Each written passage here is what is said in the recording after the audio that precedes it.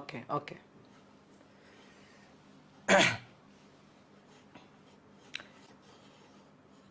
তোমাদের আপাতত একটু মিউট করে রাখছি, পরে আমি যখন পড়াবো তখন আনমিউট করে দিব।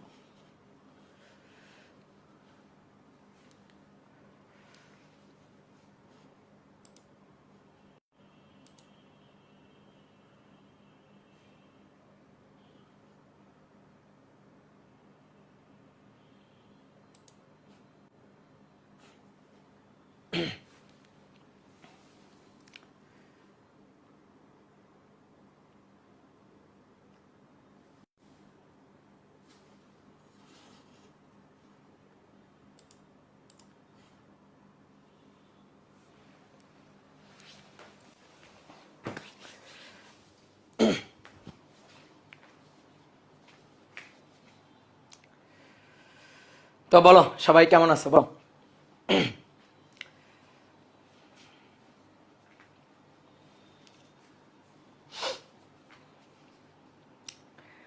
ওকে, তো আশা করি সবাই ভালো আছো। হ্যাঁ, আমিও খুব ভালো আছি। তো তোমাদের সাথে হচ্ছে আমার ফার্স্ট ক্লাস আজকে। তো এখন থেকে বিগিনার টু মাস্টার গ্রুপে আমি নিয়মিত ক্লাস নিব। তোমাদের অপার ভাইয়া এবং আমি মিলে তোমাদের বাদবাকি যে অধ্যায়গুলো আছে সেই অধ্যায়গুলো সব আমরা কাভার করব। এবং তোমরা তো অ্যাজ ইউজুয়াল জানো যে বিগিনার টু মাস্টার গ্রুপে কিভাবে পড়ানো হয়, যেখানে একেবারে কোনো একটা অধ্যায় একেবারে 0 টু প্রো লেভেলে পড়ানো হয়, অর্থাৎ তুমি কিছুই জানো না, কিছুই শিখে আসনি। তো আমরা একেবারে শুরু থেকে শুরু করি এবং অ্যাডমিশন, বিশেষ করে ইঞ্জিনিয়ারিং অ্যাডমিশন টেস্টটাকে টার্গেট করে যতটুকু যা দরকার হয় সবই কিন্তু আমরা করাই দিই। তো আজকে আমরা যে অধ্যায়টা শুরু করব সেই অধ্যায়টার নাম হচ্ছে পদার্থের গাঠনিক ধর্ম। এই চ্যাপ্টারটা হচ্ছে তোমাদের ফার্স্ট পার্টের 7 নম্বর চ্যাপ্টার। এই চ্যাপ্টারটা আমরা যখন পড়ি, আমরা যখন পড়াশোনা করছি, আমি হচ্ছে 2013 সালের ব্যাচ, তাহলে তোমাদের থেকে অনেক সিনিয়র। তা আমরা যখন পড়াশোনা করি তখন আমাদের বইয়ে চ্যাপ্টার ছিল অনেক বেশি, কিন্তু চ্যাপ্টারগুলো ছিল অনেক ছোট ছোট। যেমন ফার্স্ট পার্টে আমাদের বইয়ে চ্যাপ্টার ছিল টোটাল 19টা। তো আমরা এই চ্যাপ্টারটা, তোমরা এই যে পদার্থের গাঠনিক ধর্মে এই চ্যাপ্টারটাতে যা পড়ো তা আমরা আসলে 2টা চ্যাপ্টারে পড়ছিলাম। এখন পরবর্তীতে কি করা হয়েছে, চ্যাপ্টার কমায়ে, চ্যাপ্টারের সংখ্যাটা কমায় দিয়ে টপিকগুলোকে জোড়া লাগাই দেওয়া হয়েছে।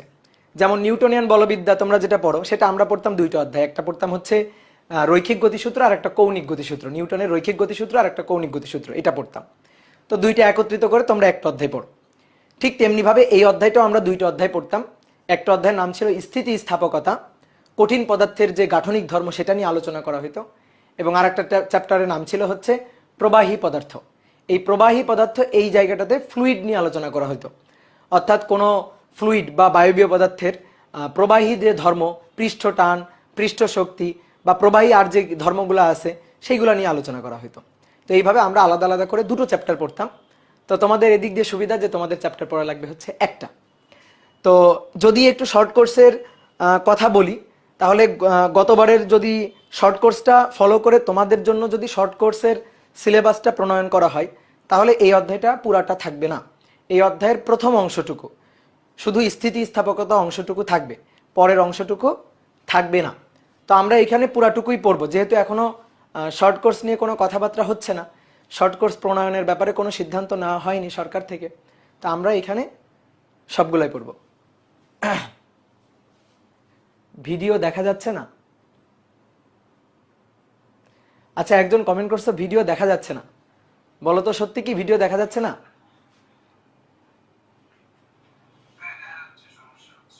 সমস্যা হচ্ছে না? ওকে ওকে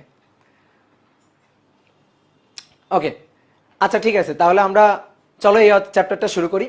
এই চ্যাপ্টারের আমরা প্রথম অংশটা থেকে আজকে শুরু করব। আজকে আমরা স্থিতি স্থাপকতা এই অংশটা শুরু করব।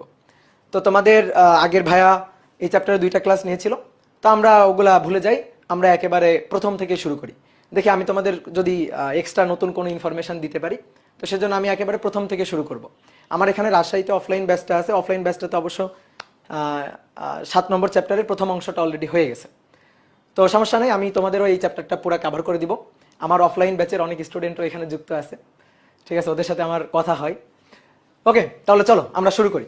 সবাই একটু খাতা কলম নিয়ে বসে পড়বা। আমার একটা খুব দুর্নাম আছে যে আমি অনেক লিখাই, ঠিক আছে, আমার স্লাইডে তেমন কিছু লেখা থাকে না, আমি ক্লাসেই অনেক বেশি লেখাই, মানে আমার বোর্ডে অনেক কিছু লিখতে হয়। তা আমি যা লিখবো আই হোপ তুমিও তাই লিখবা, ওইভাবে লেকচারটা নোট করে রাখবা। লেকচারটা নোট করে রাখো, এটা তোমার পরবর্তীতে অনেক অনেক কাজে দিবে।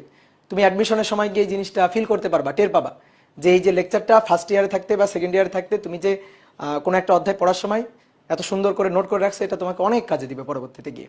ঠিক আছে, বিশেষ করে ইন্টার পরীক্ষার আগে আরো সবচেয়ে বেশি কাজে দিবে। তুমি তখন আরো বুঝতে পারবা যে নোট করার যে সুবিধাটা, সেটা তুমি তখন টের পাবা। তো চলো আমরা শুরু করি। তো এই অধ্যায়ের যে ধারণা, অধ্যায়ের ধারণা, এটাতে আমরা এই যে একটু আগে আমি বললাম যে আমরা দুইটা অংশ পড়ব। প্রথম যে অংশটা, এই অধ্যায়ের প্রথম অংশ, সেটা হচ্ছে স্থিতিস্থাপকতা অংশ। স্থিতিস্থাপকতা বা ইলাস্টিসিটি, স্থিতিস্থাপকতা বা ইলাস্টিসিটি। আর দ্বিতীয় অংশটা হচ্ছে ফ্লুইড মেকানিক্সের একটা পার্ট। তো এই দ্বিতীয় অংশটা এটা হচ্ছে প্রবাহী পদার্থ অংশ, প্রবাহী পদার্থ। স্থিতিস্থাপকতা এই ধর্মটা প্রদর্শন করে হচ্ছে স্থিতিস্থাপকতা, এই ধর্মটা প্রদর্শন করে কঠিন, তরল, গ্যাস, তিনটার ক্ষেত্রেই কিন্তু স্থিতিস্থাপকতা ধর্ম প্রদর্শন হয়। কিন্তু প্রবাহী যে ধর্ম, সেটা কিন্তু কঠিন পদার্থের ক্ষেত্রে হয় না, শুধুমাত্র তরল এবং গ্যাসীয় পদার্থের ক্ষেত্রে এই ধর্মটা পরিলক্ষিত হয়। অর্থাৎ আমরা দ্বিতীয় অংশে যে আলোচনাটা করব সেটা হচ্ছে তরল এবং গ্যাসের জন্য, আর প্রথম অংশের যে আলোচনাটা হবে, স্থিতিস্থাপকতা যেটা আলোচনা হবে, সেটা হচ্ছে কঠিন, তরল এবং গ্যাসীয় পদার্থ তিনটার জন্যই। দেখো অধ্যায়ের নামটা খেয়াল করো, পদার্থের গাঠনিক ধর্ম। তাহলে চ্যাপ্টারটার নাম পদার্থের কি? গাঠনিক ধর্ম। তাহলে আমরা কঠিন, তরল এবং গ্যাসীয় পদার্থের যে সাধারণ কিছু ধর্ম আছে সেই ধর্মগুলো নিয়ে আলোচনা করব। তো তার মধ্যে একটা বিশেষ ধর্ম হচ্ছে স্থিতিস্থাপকতা। তাহলে এটা কঠিন, তরল ও গ্যাসীয় পদার্থের জন্য। আর প্রবাহী পদার্থের যে ধর্মটা আর কি, প্রবাহী পদার্থ বলতে আসলে আমরা তরল এবং গ্যাসকেই বুঝি। তাহলে এটা হচ্ছে তরল এবং গ্যাসের ধর্ম। কঠিন পদার্থের কিন্তু প্রবাহী ধর্ম থাকে না, কঠিন পদার্থ কিন্তু প্রবাহিত হয় না। যেমন উঁচু প্রান্ত থেকে নিচু প্রান্তর দিকে তরল বা গ্যাসীয় পদার্থের প্রবাহটা ঘটে, কিন্তু কঠিন পদার্থ এভাবে কিন্তু প্রবাহিত হয় না, কঠিন পদার্থের এই প্রবাহ ধর্মটা নেই। তাহলে তরল বা গ্যাসের ক্ষেত্রে আমরা এটা আলোচনা করব, গ্যাসীয় পদার্থের ক্ষেত্রে এই প্রবাহী ব্যাপারটা নিয়ে আলোচনা করব। তো দেখো এবার এই স্থিতিস্থাপকতা অংশে অনেক টার্মের সাথে আমরা পরিচিত হব। যেমন এই স্থিতিস্থাপকতা অংশে আমরা যা যা পড়বো একটু ছোট্ট করে লিখি, যে আমরা হুকের সূত্র পড়ব, এখানে আমরা হুকের সূত্র পড়ব। তারপরে পীড়ন, বিকৃতি, এই শব্দগুলোর সাথে আমরা পরিচিত হব, এই রাশিগুলোর সাথে আমরা পরিচিত হব, পীড়ন, বিকৃতি।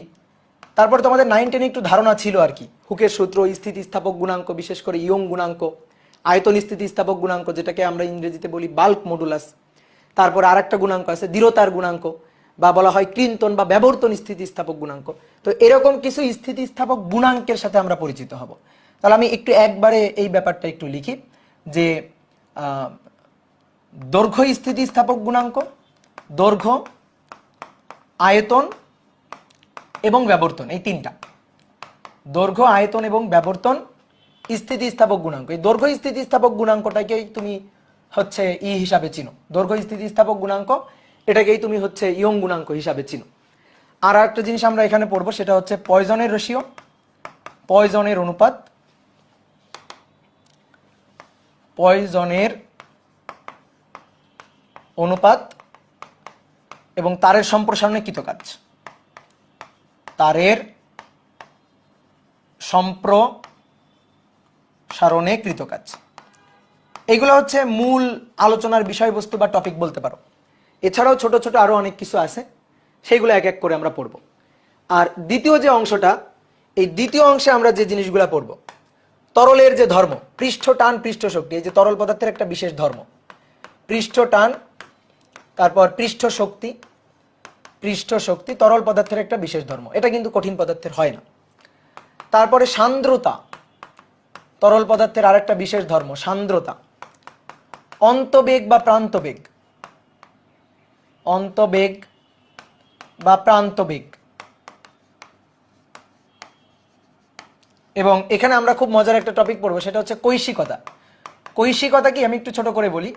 তুমি দেখবা তরলে তুমি যদি কোনো কৈশিক নল, দুই মুখ খোলা যে কৈশিক নল আর কি, কাচের যে কৈশিক নল, এই কৈশিক নল যদি তুমি তরলে নিমজ্জিত করো দেখবা কৈশিক নল বেয়ে পানি ওঠে।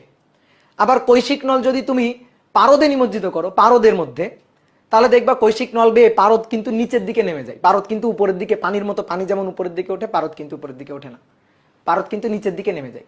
এই যে কৈশিক নল বেয়ে পানির উপরে ওঠা, কৈশিক নল বেয়ে পারদের এই যে নিচে নেমে যাবা, অর্থাৎ তরল পদার্থের ঊর্ধ্বাহরণ বা নিম্নাহরণ, এই যে ব্যাপারটা, এই ব্যাপারটাকে বলা হয় কৈশিকতা। এটা কিন্তু খুবই ইম্পর্টেন্ট একটা টপিক, অ্যাডমিশনের জন্য খুবই দরকারি একটা টপিক। তো মোটামুটি আমরা এইগুলা নিয়ে পড়বো, আরো কিছু ছোট ছোট টপিক আছে, এইগুলা হচ্ছে মূল আলোচনার বিষয়বস্তু। তাহলে আমরা এই অধ্যায়ের একটা ধারণা পাইলাম, যেখানে আমরা কঠিন, তরল এবং গ্যাসীয় পদার্থের কিছু বিশেষ ধর্ম নিয়ে আলোচনা করব। কি ক্লিয়ার? তাহলে চলো আমরা আলোচনায় ঢুকি। আমরা এই স্থিতিস্থাপকতা অংশটা নিয়ে প্রথমে আলোচনা করব। তাহলে প্রথমে স্থিতিস্থাপকতা। তাহলে স্থিতিস্থাপকতা কাকে বলে, কি জিনিসটা, এটা একটু আগে বুঝি জানি। স্থিতিস্থাপকতা ইংরেজিতে এটাকে বলা হয় ইলাস্টিসিটি। ইলাস্টিসিটি স্থিতিস্থাপকতা কঠিন পদার্থের একটা বিশেষ ধর্ম। কাকে বলে আমি এর সংজ্ঞাটাকে দুইভাবে দিতে পারি। আমি স্থিতিস্থাপকতা এটার দুইভাবে ডেফিনেশন দিতে পারি। তো চলো দেখি আমরা দুইটা ডেফিনেশনে আমরা এখানে সুন্দর করে লিখব।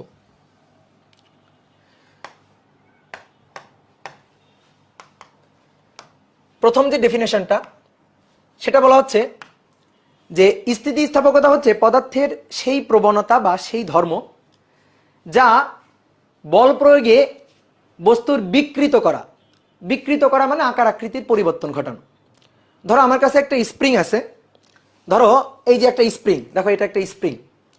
ধরো আমার কাছে একটা স্প্রিং আছে, এই স্প্রিংটাকে, স্প্রিং মানে কি একটা পেঁচানো তার, এই স্প্রিংটাকে ধরে আমি যখন এরকম টান দিব, তখন স্প্রিং কিন্তু তার স্বাভাবিক লেন্থের চেয়ে লেন্থটা তার বেড়ে যাবে। অর্থাৎ আগে ছিল স্বাভাবিক লেন্থ এতটুকু, দেখো এতটুকু স্বাভাবিক লেন্থ ছিল। এবার আমি যখন টান দিলাম, তুমি আমার হাত দুইটার দিকে তাকাও, দেখো আমি যখন টান দিলাম তখন কিন্তু স্প্রিংটা লম্বা হয়ে গেছে। তাহলে আমি বল প্রয়োগে কি করলাম, এটার আকার আকৃতির পরিবর্তন ঘটালাম। এই যে আকার আকৃতির পরিবর্তন ঘটানোর এই যে ব্যাপারটা, এটাকে বলা হয় হচ্ছে বিকৃত করা। তার মানে আমি বল প্রয়োগ করে এই স্প্রিংটাকে বিকৃত করলাম। তো স্থিতিস্থাপকতা হচ্ছে পদার্থের সেই ধর্ম বা প্রবণতা যা বল প্রয়োগে আমি যখন কোনো বস্তুর আকার আকৃতির পরিবর্তন ঘটানোর চেষ্টা করব, তখন বস্তু এই প্রবণতা বা এই টেন্ডেন্সির জন্য এই আকার আকৃতি প্রতিরোধ করার চেষ্টা করবে। আকার আকৃতির এই যে পরিবর্তনটা, এই পরিবর্তনটা প্রতিরোধ করার চেষ্টা করবে। তাহলে বস্তুর মধ্যে এমন একটা টেন্ডেন্সি বা এমন একটা ধর্ম থাকে যা কি করে, তুমি যখন ওই বস্তুর আকার আকৃতির পরিবর্তন ঘটানোর চেষ্টা করবা, বিকৃত করার চেষ্টা করবা, তখন সেই আকার আকৃতির পরিবর্তন ঘটানোটাকে অপোজ করবে, অর্থাৎ প্রতিরোধ করবে। তো বস্তুর এই যে প্রতিরোধকারী এই যে ধর্মটা, এই যে প্রবণতাটা, এটাকেই বলা হচ্ছে স্থিতিস্থাপকতা।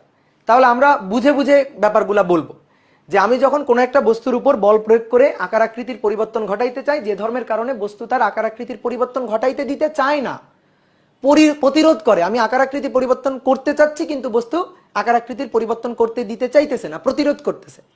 তো এই প্রতিরোধ করার এই প্রবণতাটাকে বলা হয় স্থিতিস্থাপকতা। তাহলে আমি একটু ছোট্ট করে ডেফিনেশনটা লিখি, যে স্থিতিস্থাপকতা হচ্ছে পদার্থের সেই ধর্ম বা প্রবণতা। স্থিতিস্থাপকতা হচ্ছে পদার্থের সেই ধর্ম বা প্রবণতা, ধর্ম বা প্রবণতা যা একটা নির্দিষ্ট সীমার মধ্যে, এটা কিন্তু খুব ইম্পর্টেন্ট একটা কথা, আমি এটা নিয়ে আরো ডিটেলস ভেঙে বলবো, যা একটি নির্দিষ্ট সীমার মধ্যে, নির্দিষ্ট সীমার মধ্যে বল প্রয়োগে বস্তুকে বিকৃত করা বা আকার আকৃতির পরিবর্তন ঘটানোকে প্রতিরোধ করে। বল প্রয়োগে বস্তুকে বিকৃত করা বা আকৃতির পরিবর্তন ঘটানোকে প্রতিরোধ করে। আকার আকৃতির পরিবর্তন ঘটানোকে প্রতিরোধ করে, অপোজ করে আর কি, সহজ কথা, প্রতিরোধ করে। এটাই হচ্ছে স্থিতিস্থাপক ধর্ম। দেখো এই যে আমার হাতে যে স্প্রিংটা ছিল, এটা স্বাভাবিক লেন্থ হচ্ছে এটা, আমি এটাকে টেনে প্রসারিত করলাম, আমি যখন এটাকে ছেড়ে দিব, আমি যখন বল অপসারণ করব, দেখবা বস্তু তার আবার পূর্বের অবস্থায়, শিথিল অবস্থায় ফেরত যাবে। তাহলে বস্তু শিথিল অবস্থায় ফেরত গেল কেন? আমি তো শিথিল অবস্থায় ফেরত নিয়ে যাইনি, বস্তু নিজে নিজে নিজে আগের অবস্থায় শিথিল অবস্থায় ফেরত গেছে, বস্তু আগের অবস্থায় ফেরত গেল।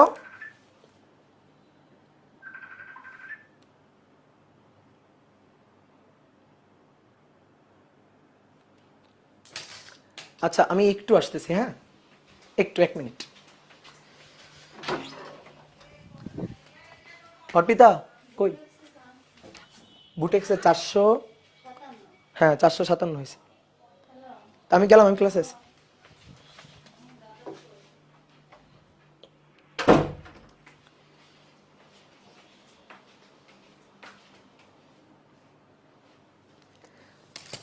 ওকে, যেটা বলতেছিলাম দেখো,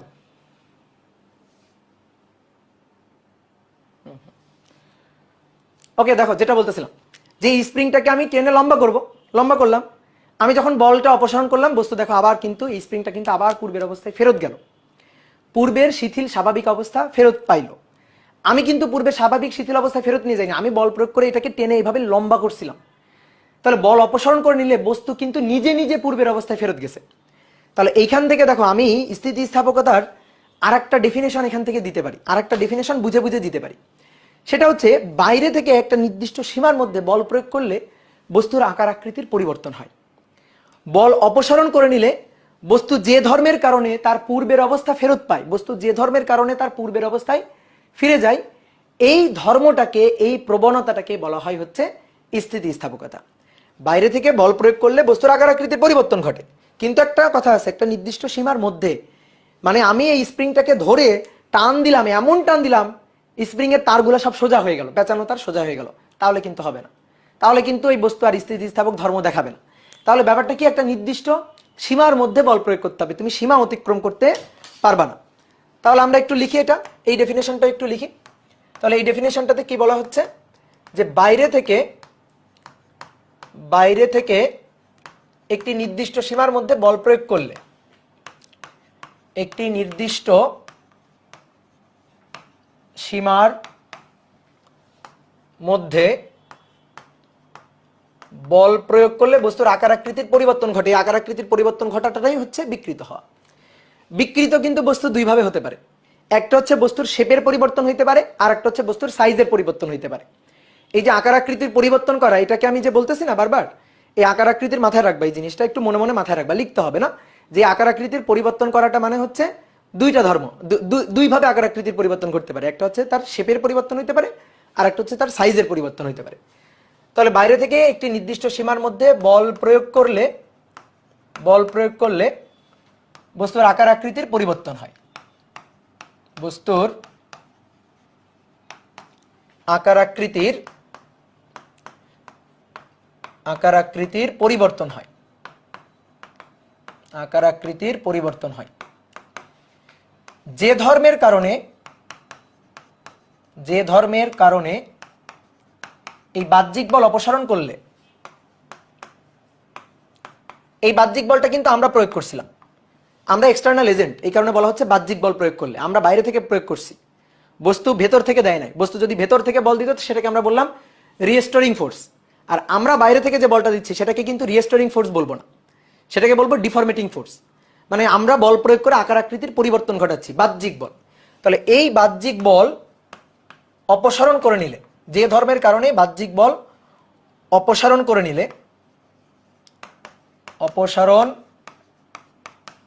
নিলে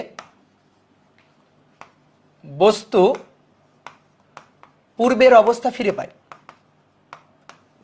পূর্বের শিথিল স্বাভাবিক অবস্থা ফিরে পায়, তাকে স্থিতিস্থাপকতা বলে।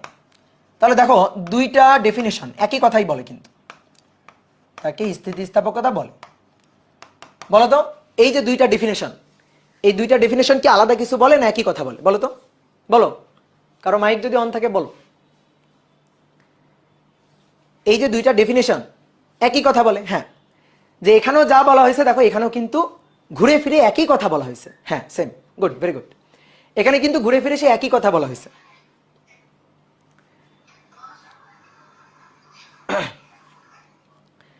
তাহলে দেখো কথাটা কিন্তু একই, সেম কথা।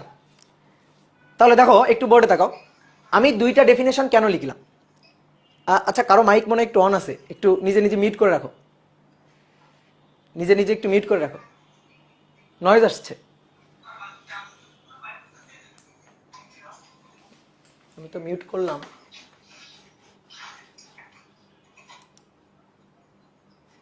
আচ্ছা, ওকে। তাহলে দেখো এই দুইটা ডেফিনেশন একই কথা বলে, ঘুরে ফিরে কিন্তু একই কথা বলে। এইবার কথা হচ্ছে আমি এই দুইটা ডেফিনেশন লিখলাম কেন, দুইটা ডেফিনেশন লেখার কারণ কি। একটা এই অধ্যায়ের একটা কনফিউজিং প্রশ্ন আছে, যে প্রশ্নের যে আচ্ছা, কারো মাইক থেকে একটু নয়েজ আসতেছে।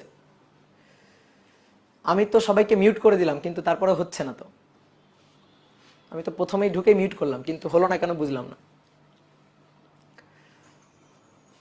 আচ্ছা, সবার মাইকটা একটু অফ করে রাখো, সবার মাইকটা একটু অফ করে রাখো।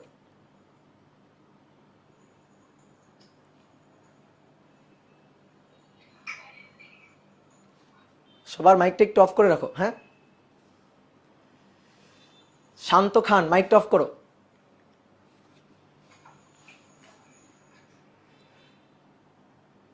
ওকে ওকে, এবার ঠিক আছে। তাহলে দেখো আমি দুইটা ডেফিনেশন কেন লিখলাম। এই অধ্যায়ের একটা বেশ কনফিউজিং একটা প্রশ্ন আছে, যে প্রশ্নের উত্তরটা আমরা অনেক সময় মানে নিজেরাই কনফিউজড হয়ে যাই প্রশ্নের উত্তরটা দিতে গিয়ে। সেই প্রশ্নটা হচ্ছে রাবার এবং ইস্পাতের মধ্যে কোনটা বেশি স্থিতিস্থাপক। রাবার এবং ইস্পাতের মধ্যে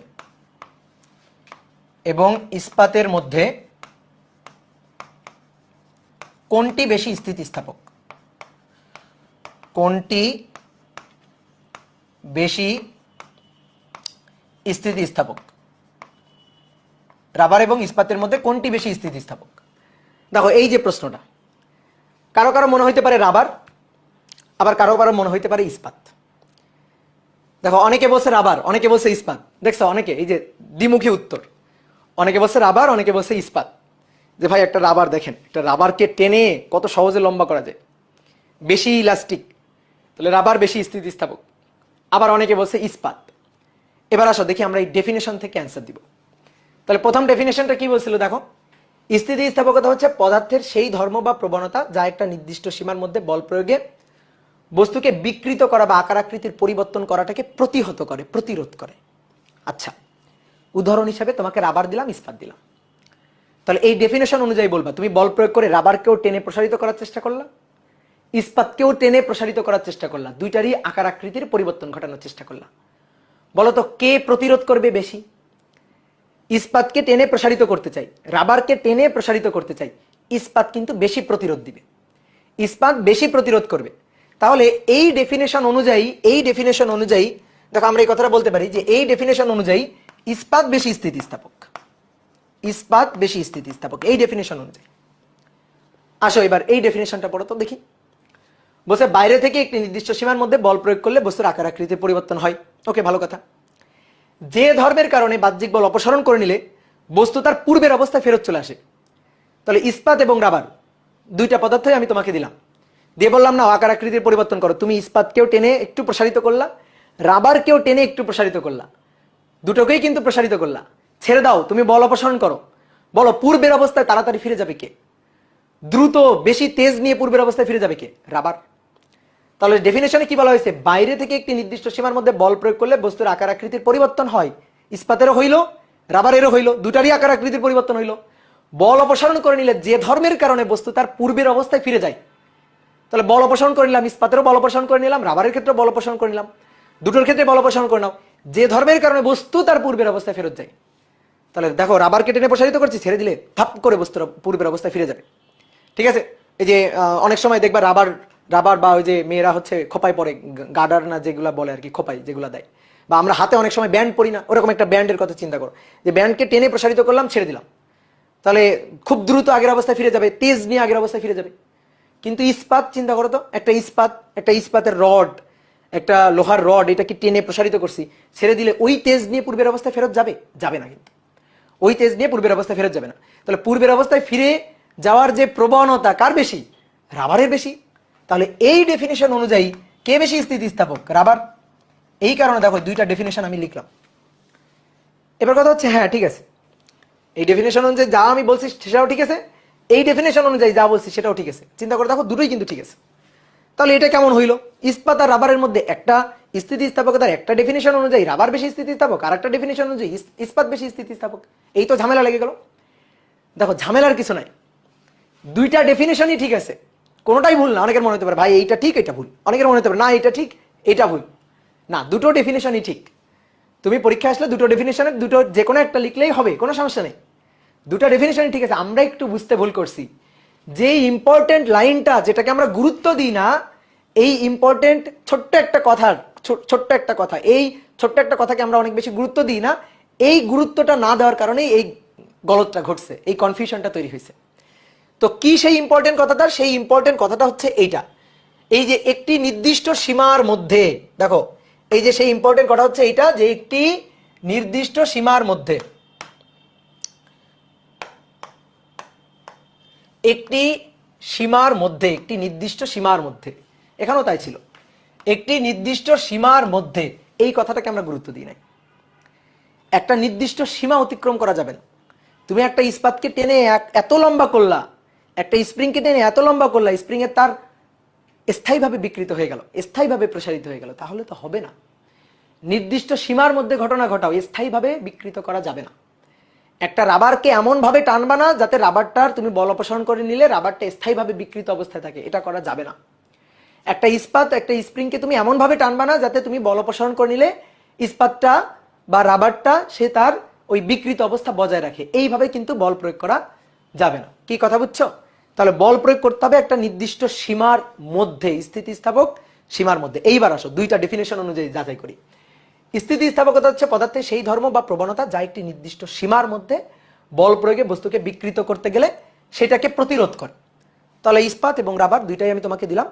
রাবারকে বললাম নাও টেনে প্রসারিত করো একটা নির্দিষ্ট সীমার মধ্যে, মানে স্থায়ীভাবে বিকৃত করা যাবে না, নির্দিষ্ট সীমার মধ্যে টেনে প্রসারিত করতে হবে।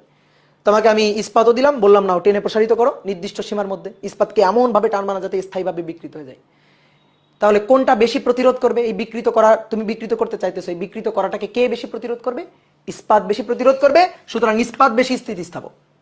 এবার আসো এই ডেফিনেশন অনুযায়ী চিন্তা করো। এই ডেফিনেশন অনুযায়ীও পূর্বের অবস্থায়, আমি বলছি না বল অপসারণ করে নিলে পূর্বের অবস্থায় ফিরে যাওয়ার প্রবণতা, পূর্বের শিথিল অবস্থায় ফিরে যাওয়ার প্রবণতা ইস্পাতেরই বেশি, রাবারের না। নির্দিষ্ট সীমার মধ্যে ইস্পাতেরই বেশি, রাবারের না। দেখো ইস্পাত বা এই যে স্টিলের স্কেল, একটা চিন্তা করো, একটা স্টিলের স্কেল, এটাকে আমি এইভাবে টান, এই যে এইভাবে বিকৃত করব, শেপের চেঞ্জ করলাম, মানে মানে মানে তার আকার আকৃতির পরিবর্তন ঘটালাম, অবস্থার পরিবর্তন ঘটালাম। ছেড়ে দিলে দেখো আগের অবস্থায় ফিরে যাবে, ছেড়ে দিলে দেখো ধাপ করে আগের অবস্থায় ফিরে যাচ্ছে, ধাপ করে।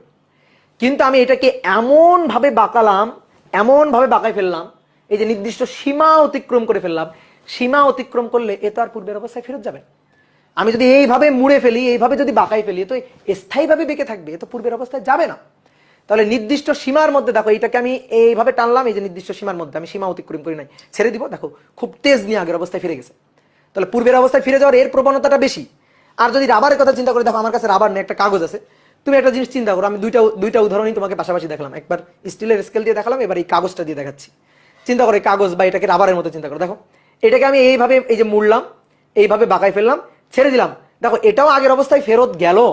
কিন্তু ইস্পাত, এই যে স্টিলের যে স্কেল, এর মতো তেজ নিয়ে, জোর নিয়ে কিন্তু আগের অবস্থায় ফিরে যায়নি, এটা দ্রুত আগের অবস্থায় ফেরত গেছে। দেখো এটা দ্রুত আগের অবস্থায় ফেরত যাবে, কিন্তু এটা কিন্তু দ্রুত আগের অবস্থায় ফেরত যাবে না।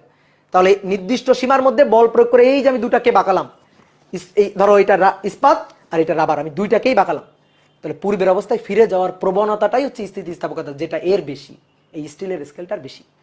সুতরাং যেটা আমরা বুঝতেছিলাম সেটা হচ্ছে সীমা অতিক্রম করে বুঝতেছিলাম, সীমা অতিক্রম করা যাবে না। ঠিক আছে, সীমাটা মেনটেন করতে হবে, যে সীমা অতিক্রম করা যাবে না একটি নির্দিষ্ট সীমার মধ্যে। তাহলে একটা নির্দিষ্ট সীমার মধ্যে পূর্বের অবস্থায় ফিরে আসার, বল প্রয়োগে তুমি বিকৃত করলে পূর্বের অবস্থায় ফিরে আসার প্রবণতাটা ইস্পাতেরই বেশি। কার বেশি? ইস্পাতেরই বেশি। তাহলে এই ক্ষেত্রে ইস্পাতটা বেশি স্থিতিস্থাপক। কথা বুঝলাম? তাহলে সংজ্ঞার ডেফিনেশনের ব্যাখ্যায় এই যে কনফিউজিং প্রশ্নটা, এর কিন্তু অ্যান্সার আমরা পেয়ে গেলাম। এবার তুমি যে ডেফিনেশন দিয়েই তুমি ব্যাখ্যা করো না কেন, সেই ডেফিনেশন দিয়েই তুমি বলতে পারবা যে ইস্পাত বেশি স্থিতিস্থাপক রাবারের তুলনায়। একটা এই যে কে বেশি স্থিতিস্থাপক, এটা মেজার করার জন্য একটা কনস্ট্যান্ট আছে, যে কনস্ট্যান্টটাকে আমরা বলি স্থিতিস্থাপক গুণাঙ্ক। এই দৈর্ঘ্যের ক্ষেত্রে সেই কনস্ট্যান্টটাকে বলা হয় ইয়ং গুণাঙ্ক, ওয়াই দিয়ে প্রকাশ করা হয়। এটা হচ্ছে মডুলাস অফ ইলাস্টিসিটি, ঠিক আছে, ইংরেজিতে যেটাকে বলা হয় মডুলাস অফ ইলাস্টিসিটি, স্থিতিস্থাপক গুণাঙ্ক বা ইয়ং মডুলাস বলি, দৈর্ঘ্যের ক্ষেত্রে আমরা ইয়ং মডুলাস বলি। এই কনস্ট্যান্টের মানটা, এই স্থিতিস্থাপক গুণাঙ্কটা অর্থাৎ মডুলাস অফ ইলাস্টিসিটি, এইটা একটা কনস্ট্যান্ট। এই কনস্ট্যান্টটা যে উপাদানের বেশি সে বেশি স্থিতিস্থাপক। এই কনস্ট্যান্ট, এটার মান যার জন্য বেশি হবে সে বেশি স্থিতিস্থাপক। ইস্পাতের জন্য বেশি হলে ইস্পাত বেশি স্থিতিস্থাপক, ঠিক আছে। আর রাবারের জন্য কমই হবে, এই কারণে রাবার কম স্থিতিস্থাপক। তুমি যদি রাবার এবং ইস্পাতের তার নিয়ে তুমি যদি স্থিতিস্থাপক গুণাঙ্ক, এটা উপাদানের জন্য ফিক্সড, রাবারের জন্য একরকম, ইস্পাতের জন্য একরকম ফিক্সড মান। তো রাবার এবং ইস্পাতের মধ্যে যদি আমরা স্থিতিস্থাপক গুণাঙ্ক দেখি, তাহলে এই যে স্থিতিস্থাপক গুণাঙ্ক ইস্পাতের জন্যই বেশি হবে, রাবারের জন্য কম হবে। তাহলে স্থিতিস্থাপক গুণাঙ্ক বেশি মানে বেশি স্থিতিস্থাপক। তো এই ব্যাপারটার ব্যাখ্যা আমরা ম্যাথমেটিক্যালি পরে দিব। আবার আমরা একেবারে ইয়ং গুণাঙ্ক, ইয়ং মডুলাস, স্থিতিস্থাপক গুণাঙ্ক এর সূত্র থেকে ম্যাথমেটিক্যালি এই প্রশ্নের উত্তরটা আমি আবারও দিব। কিন্তু আপাতত তো আমি সূত্র জানি না, আপাতত ম্যাথমেটিক্যাল কোনো ডেরিভেশন তো আমরা করি নাই, এই কারণে ম্যাথমেটিক্যালি এই সূত্রের ব্যাখ্যাটা আমরা দিতে পারছি না। তাহলে আমরা সামনে এই সূত্রের ব্যাখ্যাটা, এই সূত্র বলতেছি, এই প্রশ্নের ব্যাখ্যাটা, এটা আমরা সামনে আবার ম্যাথমেটিক্যালিও দিব। তাহলে থিওরিটিক্যালি সবাই বুঝছি, বলো থিওরিটিক্যালি সবাই বুঝছি? ওকে, ডান। তাহলে এবার আসো আমরা সামনে আগাই। এবার এই স্থিতিস্থাপক ধর্মের উৎপত্তিটা কই, কোথা থেকে স্থিতিস্থাপক ধর্মের উৎপত্তি, এইটা নিয়ে এখন আমরা একটু আলোচনা করব। দেখি একটা বস্তুর মধ্যে এমন কি আছে, একটা বস্তুর মলিকিউলগুলোর মধ্যে এমন কি ধর্ম আছে যার জন্য স্থিতিস্থাপকতা, এই ধর্মটাই বা এই প্রবণতা বস্তু প্রদর্শন করে, কি এমন ঘটনা ঘটে। আমরা আনুবীক্ষণিকভাবে একেবারে পদার্থের মধ্যে ঢুকে ব্যাপারটা দেখতে চাই, ঠিক আছে, একেবারে ফিল করে ব্যাপারটা বুঝতে চাই। তাহলে তোমরা একটু হেডিংটা লিখো যে স্থিতিস্থাপক ধর্মের উৎপত্তি, ঠিক আছে, স্থিতি স্থাপক ধর্মের উৎপত্তি, কোত্থেকে স্থিতিস্থাপকতা আসে দেখি আমরা। দেখো, স্থিতিস্থাপক ধর্মের উৎপত্তি ঘটে হচ্ছে পদার্থের ইন্টারমলিকুলার ফোর্সের জন্য। What is intermolecular force? আন্তঃআণবিক বল। ইন্টারমলিকুলার ফোর্স, পদার্থের ইন্টারমলিকুলার ফোর্স। এবার আমরা ছোটবেলায় পড়ে আসছি আন্তঃআণবিক বল শুধু এক ধরনেরই হয়, সেটা হচ্ছে আন্তঃআণবিক আকর্ষণ বল। কিন্তু কথাটা পুরাপুরি সত্যি না। আন্তঃআণবিক বল শুধুমাত্র এক ধরনের হয় না, আন্তঃআণবিক বল হয় দুই ধরনের, আন্তঃআণবিক আকর্ষণ বল এবং আন্তঃআণবিক বিকর্ষণ বল। অনেকে হয়তো এই যে প্রথমবার আন্তঃআণবিক বিকর্ষণ বলের কথাটা শুনলাম, এটা কিন্তু আন্তঃআণবিক আকর্ষণ বিকর্ষণ বল দুইটারই, হ্যাঁ দুইটারই অস্তিত্ব আছে, আমরা অনেকে হয়তো প্রথম শুনলাম। তাহলে আন্তঃআণবিক বলটা কয় ধরনের হয়, ইন্টারমলিকুলার ফোর্স কয় ধরনের হয়? দুই ধরনের। এই ইন্টারমলিকুলার ফোর্সের জন্যই হচ্ছে পদার্থের স্থিতিস্থাপক ধর্মের উৎপত্তি। ডিটেলস ব্যাখ্যা আমি যাচ্ছি, কিন্তু আমি প্রথমে একটু বলি, ঠিক ব্যাপারটা স্প্রিং এর মতো।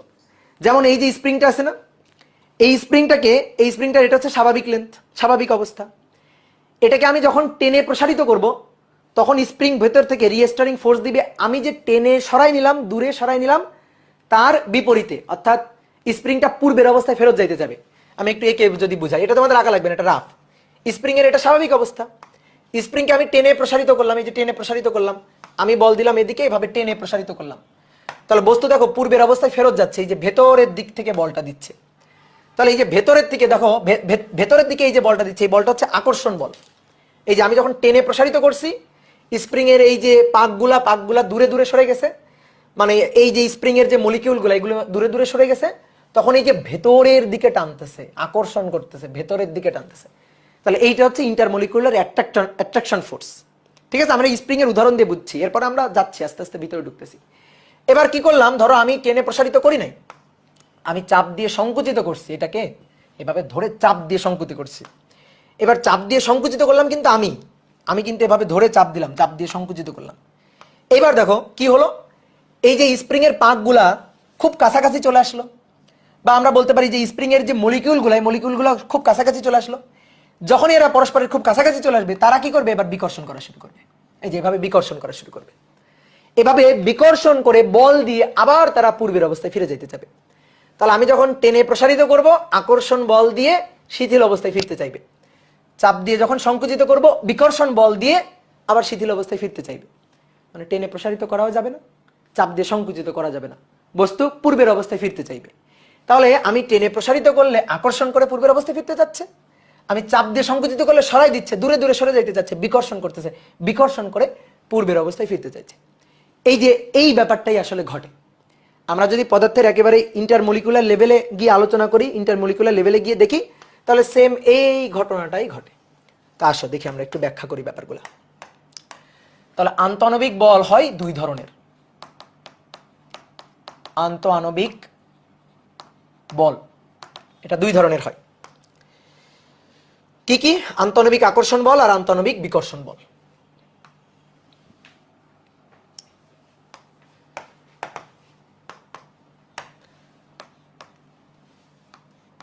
আন্তঃআণবিক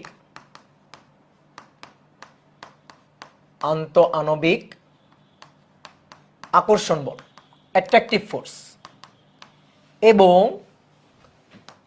আন্তঃআণবিক বিকর্ষণ বল। আন্তঃআণবিক বিকর্ষণ বল, দ্যাট ইজ রিপালসিভ ফোর্স। এই আন্তঃআণবিক আকর্ষণ বলটা নিয়ে প্রথমে আলোচনা।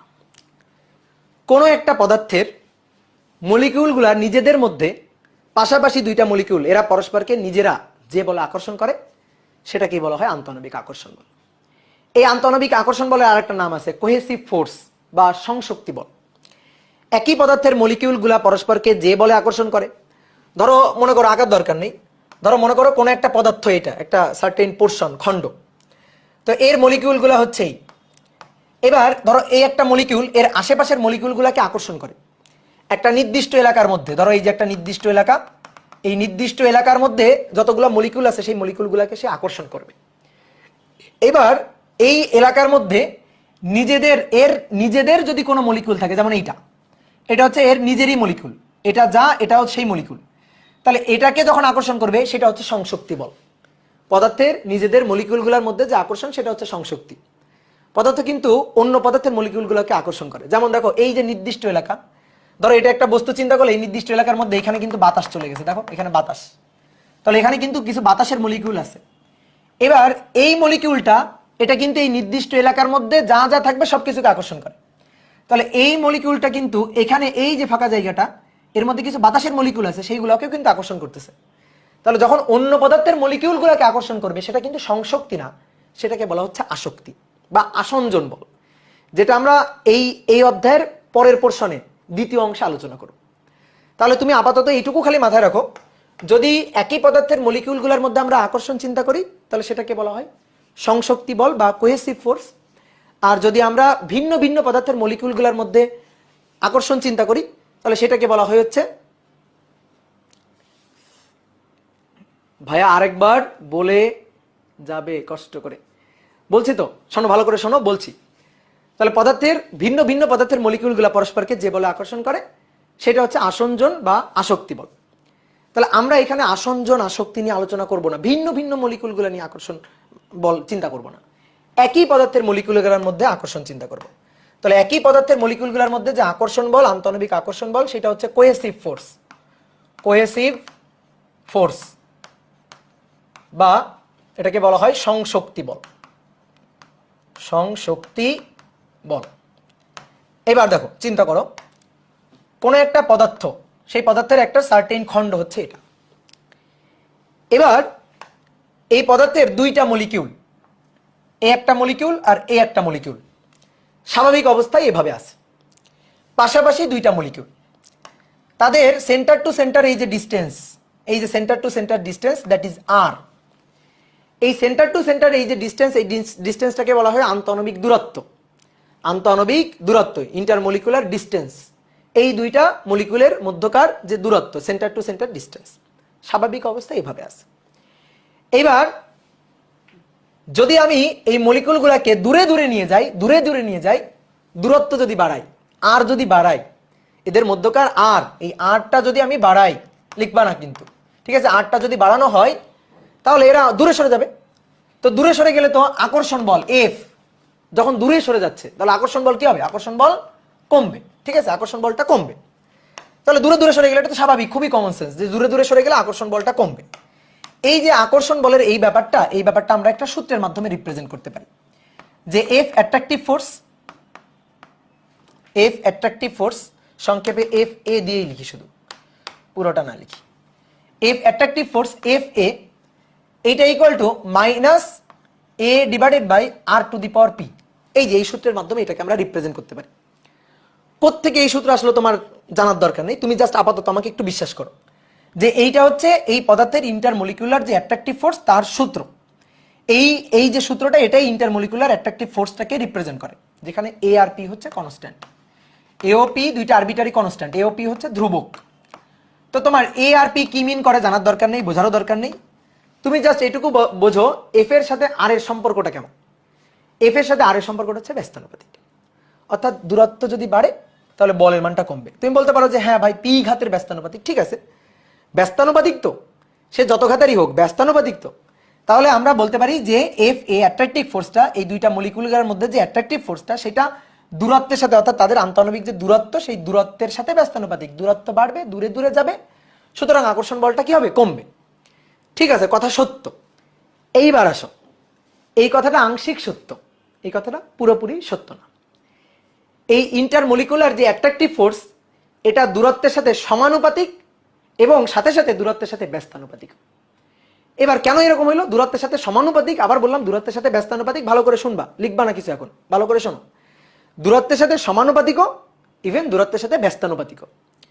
এবার কেন আমি এরকম কথা বললাম, আমি তোমাকে একটা কথা বলছিলাম, একটা নির্দিষ্ট সীমার মধ্যে, একটা নির্দিষ্ট সীমার মধ্যে মানে স্থিতিস্থাপক সীমার মধ্যে, যদি স্থিতিস্থাপক সীমার মধ্যে একটা নির্দিষ্ট সীমার মধ্যে একটা নির্দিষ্ট রিজিয়নের মধ্যে যদি আমি বলি, তাহলে এই অ্যাট্রাকটিভ ফোর্সটা এটা দূরত্বের সাথে ব্যস্তানুপাতিক না, প্রথমে সমানুপাতিক, তারপরে নির্দিষ্ট সীমা অতিক্রম করে গেলে তারপরে গিয়ে ব্যস্তানুপাতিক। তাহলে কি বললাম, একটা নির্দিষ্ট সীমার মধ্যে প্রথমে সমানুপাতিক, তারপরে সেই নির্দিষ্ট সীমাটা অতিক্রম করে যাওয়ার পরে তখন গিয়ে ব্যস্তানুপাতিক। ধরো এই যে পদার্থ, এই পদার্থের এই হচ্ছে একটা মলিকিউল। এবার এই মলিকিউল সে কি করে, সে ওই পদার্থের সবগুলো মলিকিউলকে কিন্তু আকর্ষণ করে না, সে তার আশেপাশের একটা নির্দিষ্ট এলাকার মধ্যে, একটা নির্দিষ্ট এলাকার মধ্যে, এই যে ধরো এই হচ্ছে এলাকাটা, এই এলাকার মধ্যে যদি অন্য কোনো মলিকিউল থাকে তাহলে সে তাকে আকর্ষণ করে। এই এলাকার বাইরে কিন্তু সে আকর্ষণ করে না, তার আকর্ষণের ক্ষমতাটা আসলে এই এলাকার মধ্যে, মানে একটা নির্দিষ্ট রিজিয়নের মধ্যে কি। তাহলে তুমি চিন্তা করো, এই নির্দিষ্ট রিজিয়নের মধ্যে থাকলে, মধ্যে যদি থাকে, ধরো এই হচ্ছে ওই পদার্থের আরেকটা মলিকিউল, এটা একটা মলিকিউল, এটা হচ্ছে ওই পদার্থের আরেকটা মলিকিউল, তাহলে এদের মধ্যকার দূরত্ব হচ্ছে এইটা, এই যে মধ্যকার দূরত্ব। এবার আমি মনে করো এই মলিকিউলটাকে আস্তে আস্তে আস্তে আস্তে এই সীমানা বাউন্ডারির বাইরে নিয়ে যাচ্ছি। দেখো ভালো করে বোঝো, এটাকে আমি আস্তে আস্তে সীমানা বা বাউন্ডারির বাইরে নিয়ে যাচ্ছি, যে এটা এই দিকে যাচ্ছে, বাইরের দিকে যাচ্ছে, এটা হচ্ছে এলাকা, বর্ডার, বর্ডারের বাইরের দিকে যাচ্ছে। এই বর্ডারের বাইরের দিকে যত যাইতে থাকবে এ তত ওকে টানতে থাকবে, এ তত একে আকর্ষণ করে টানতে থাকবে। অর্থাৎ দূরত্বটা যত বাড়বে আকর্ষণটা তত বাড়বে, দূরত্বটা যত বাড়বে আকর্ষণটা তত বাড়বে, দূরত্বটা যত বাড়বে আকর্ষণটা তত বাড়বে। কোনটুকুর মধ্যে, এই নির্দিষ্ট এলাকার মধ্যে, এই এলাকাটার মধ্যে, এই এলাকার মধ্যে মলিকিউলটাকে তুমি যত দূরে নিয়ে যাবা তত কিন্তু এই মলিকিউলটা তাকে আকর্ষণ করতে চাইবে, ধরে রাখতে চাইবে। কিন্তু এই এলাকাটা, এই লিমিটটা অতিক্রম করে তুমি যদি বাইরে চলে যাও তখন আর সে কি করবে, এই সম্পর্কটা আর মানবে না, তখন এই সম্পর্কটা মানবে। অর্থাৎ এই সীমানা ছাড়াই যখন চলে যাবা তখন দূরত্ব বাড়লে আকর্ষণ বলটা এবার কমবে, মানে ব্যস্তানুপাতিক সম্পর্ক দেখাবে। কিন্তু এই নির্দিষ্ট এলাকার মধ্যে, লিমিটের মধ্যে, রিজিয়নের মধ্যে সে সম্পর্কটা সমানুপাতিক দেখাবে। তাহলে আন্তঃনবিক আকর্ষণ বলের সাথে দূরত্বের সম্পর্ক দুই রকম। প্রথমে এই বাউন্ডারির মধ্যে হচ্ছে সমানুপাতিক, তারপরে বাউন্ডারি অতিক্রম করে যাওয়ার পরে কিন্তু ব্যস্তানুপাতিক। কথা কি বুঝতে পারছো? তাহলে ব্যাপারটা হচ্ছে এরকম, দেখো তোমাদের লেখার দরকার, এখানে যেহেতু লেখা আছে, এটা হচ্ছে মলিকুলটা, এটা হচ্ছে তার রিজিয়ন, তার এলাকা। তাহলে এই এলাকার মধ্যে যদি মলিকিউল থাকে তাহলে এই যে দূরত্বটা আর এর সাথে আকর্ষণ বলের সম্পর্ক এফটা হচ্ছে এর সাথে আর এর সাথে সমানুপাতিক। এবার যদি দূরত্ব অতিক্রম, এই লিমিটটা, এই সীমাটা অতিক্রম করে বাইরে যখন চলে যাবে তখন দূরত্ব বৃদ্ধির সাথে সাথে সমানুপাতিক, তখন এফ হচ্ছে এই দূরত্বের সাথে তখন হচ্ছে ব্যস্তানুপাতিক। তাহলে এই রিজিয়নের মধ্যে সমানুপাতিক, রিজিয়ন অতিক্রম করে গেলে তখন কিন্তু সম্পর্কটা ব্যস্তানুপাতিক। কথা কি বুঝাইতে পারলাম? তাহলে আমরা একটু এই ব্যাপারটা একটু এখানে লিখি, এই যে ওই ব্যাপারটা এখানে লিখি, এখানে সাইডে একটু লিখে রাখি যে এইটা হচ্ছে এলাকা, বাউন্ডারি, নির্দিষ্ট রিজিয়ন। তাহলে এই একটা মলিকিউল আর এই একটা মলিকিউল, তাহলে দূরত্ব বৃদ্ধির সাথে সাথে এই যে এদিকে চলে যাচ্ছে অর্থাৎ দূরত্ব আর, এই আর এর সাথে এফ এ এটা হচ্ছে সমানুপাতিক বাইরে গিয়ে এখানে যখন যাবে, এই মলিকুলটা যখন এখানে চলে গেল তখন এই যে আর দূরত্ব আর, এটা থেকে এটা দূরত্ব আর, এর সাথে এই যে সম্পর্কটা আকর্ষণ বলের যে সম্পর্কটা সেইটা হচ্ছে ব্যস্তানুপাতিক। তাহলে নির্দিষ্ট রিজিয়নের মধ্যে সমানুপাতিক, এই রিজিয়নের বাইরে গিয়ে ব্যস্তানুপাতিক। ঠিক আছে, তাহলে এই সম্পর্কটা মাথায় রাখবা। তাহলে আন্তঃনবিক আকর্ষণ বলের সাথে কেউ যদি জিজ্ঞেস করে আন্তঃনবিক আকর্ষণ বলের সাথে ইন্টারমলিকুলার যে ডিস্টেন্স তার সম্পর্ক কি, তুমি বলবা প্রথমে হচ্ছে সমানুপাতিক, একটা নির্দিষ্ট লিমিটের মধ্যে প্রথমে হচ্ছে সমানুপাতিক, তারপরে নির্দিষ্ট লিমিট অতিক্রম করে গিয়ে সম্পর্কটা হচ্ছে ব্যস্তানুপাতিক। তাহলে এইভাবে সুন্দর করে তাকে বলে দিবা। সরাসরি কিন্তু সমানুপাতিক বা সরাসরি কিন্তু ব্যস্তানুপাতিক বলবা না, তাহলে কিন্তু সে ধরা দিবে যে না তোমার হয়নি। তাহলে তুমি তাকে ভেঙে এভাবে সুন্দর করে বুঝাই দিবা। তাহলে আমরা এই কথাটা একটু লিখি, আমরা এই কথাটা এই বাংলা কথাটা একটু লিখি যে একটি নির্দিষ্ট সীমার মধ্যে, নির্দিষ্ট সীমার মধ্যে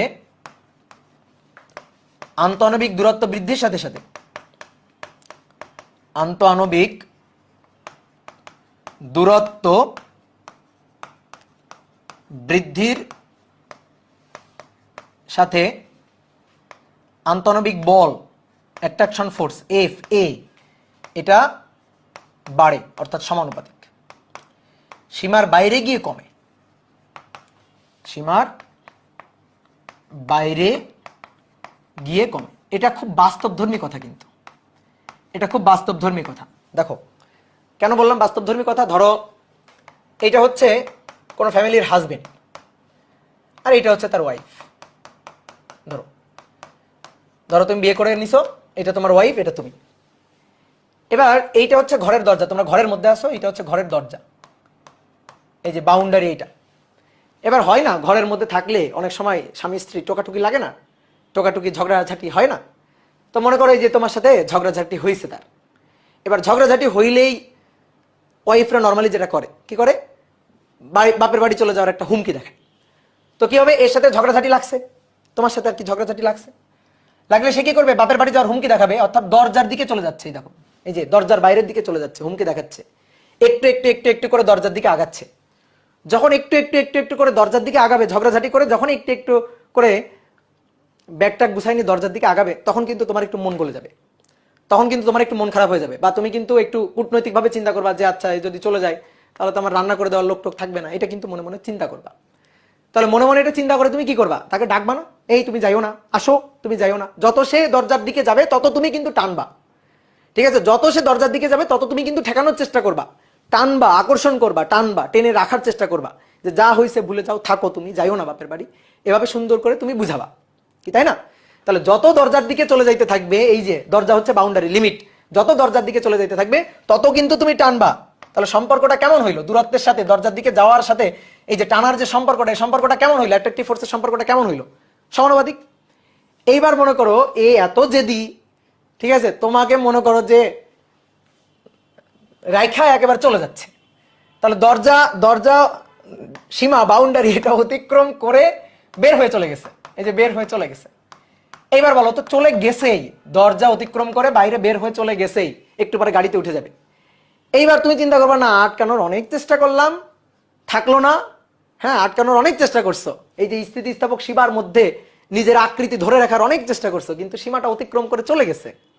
এই যখনই সীমাটা অতিক্রম করে চলে যাবে তখন তুমি নিজেই হাল ছেড়ে দিবে, ধুর যাক, ঠিক আছে? এবার যত দূরে যাবে তত তোমার মন থেকে কিন্তু টান আস্তে আস্তে কমতে থাকবে, যত দূরে যাবে, যত দূরে সরে যাইতে থাকবে, যত দিন যাইতে থাকবে, যত দূরে সরতে থাকবে তত কিন্তু কি হবে, তুমি বলবা যাক, যত দূরে যাইতে থাকবে তোমার টান তত কমবে, আকর্ষণ তত কমবে।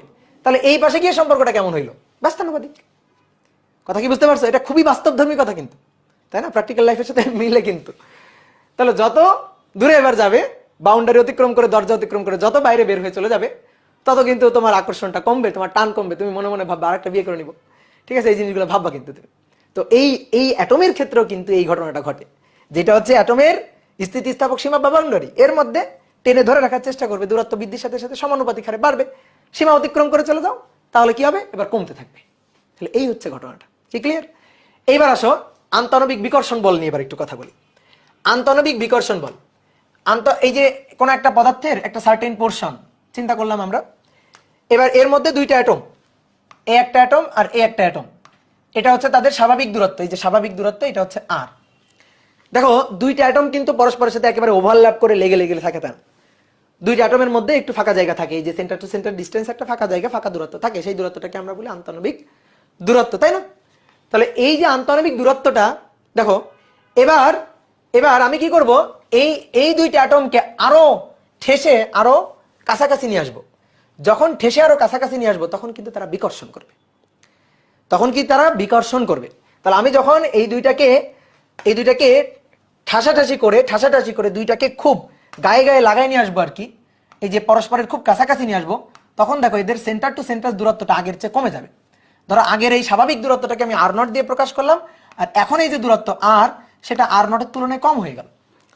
যখন এইভাবে দুইটা অ্যাটমকে তুমি পরস্পরের সাথে মনে করো ওভারল্যাপ করে দেওয়ার চেষ্টা করবা, পরস্পরের খুব কাছাকাছি নিয়ে আসার চেষ্টা করবা, স্বাভাবিক দূরত্বের চেয়ে ইন্টারমলিকুলার যে ডিস্টেন্সটা, নর্মাল যে ডিস্টেন্সটা, তার চেয়ে যখন তাদের সেন্টার টু সেন্টার ডিস্টেন্সটা তুমি কমাই ফেলবা, চাপ দিয়ে ধরো কমাই ফেলছো, তেমন এই স্প্রিং এর মতো, এই যে স্প্রিংটাকে ধরে আমি এভাবে চাপ দিয়ে সংকুচিত করে ফেলছি, এভাবে স্প্রিংটাকে ধরে ধরো এভাবে ধরে চাপ দিয়ে সংকুচিত করে ফেলছি, তাহলে কি করছি, পূর্বের স্বাভাবিক যে দূরত্ব তার তুলনায় কি করছি, সেন্টার টু সেন্টার ডিস্টেন্সটা কমাই ফেলছি। যখন কমাই ফেলবো তখন ধরো বিকর্ষণ করবে। আমি যদি খুবই ইন্টারমলিকুলার লেভেলে গিয়ে চিন্তা করি যে এই বিকর্ষণ বলটা আসে কেন, কারণ এই যে দেখো দুইটা অ্যাটম, এই দুইটা অ্যাটমের যে কক্ষপথগুলো আছে, এখানে ইলেকট্রন আছে, ইলেকট্রনের ক্লাউড আছে, তো ইলেকট্রন তো ঋণাত্মক, তাহলে এর যে এই কক্ষপথের ইলেকট্রনগুলো আর এর যে কক্ষপথের ইলেকট্রনগুলো যখন আমি কাছাকাছি নিয়ে আসবো, তখন এই ইলেকট্রনগুলো কিন্তু ঋণাত্মক চার্জযুক্ত হওয়ার কারণে বিকর্ষণ করে, বিকর্ষণ করে এই যে দূরে সরাই দিবে। তাহলে হইতে পারে যে এই যে হ্যাঁ এই ইলেকট্রনগুলোর জন্য এই বিকর্ষণ বলের উৎপত্তিটা ঘটে। তাহলে বিকর্ষণ বলটা কাজ করে, দেখো বিকর্ষণ বলটা কাজ করে দূরে সরাই দিতে যাচ্ছে, এটা হচ্ছে রিপালসিভ ফোর্স, তো এটাকে আমরা এফ আর দিয়ে লিখি, ঠিক আছে, এটা হচ্ছে এফ আর। তাহলে এই এফ আরটা এইটা দূরত্বের সাথে কেমন সম্পর্কযুক্ত বলো? দূরত্ব যত স্বাভাবিক, এই যে আর নটের চেয়ে দূরত্ব যত কম হচ্ছে, যত কাছাকাছি আসবে দূরত্ব তত কম, যত কাছাকাছি আসবে দূরত্ব তত কম, তত বিকর্ষণ করে সরাই দিবে, তত ধাক্কা দিয়ে সরাই দিবে।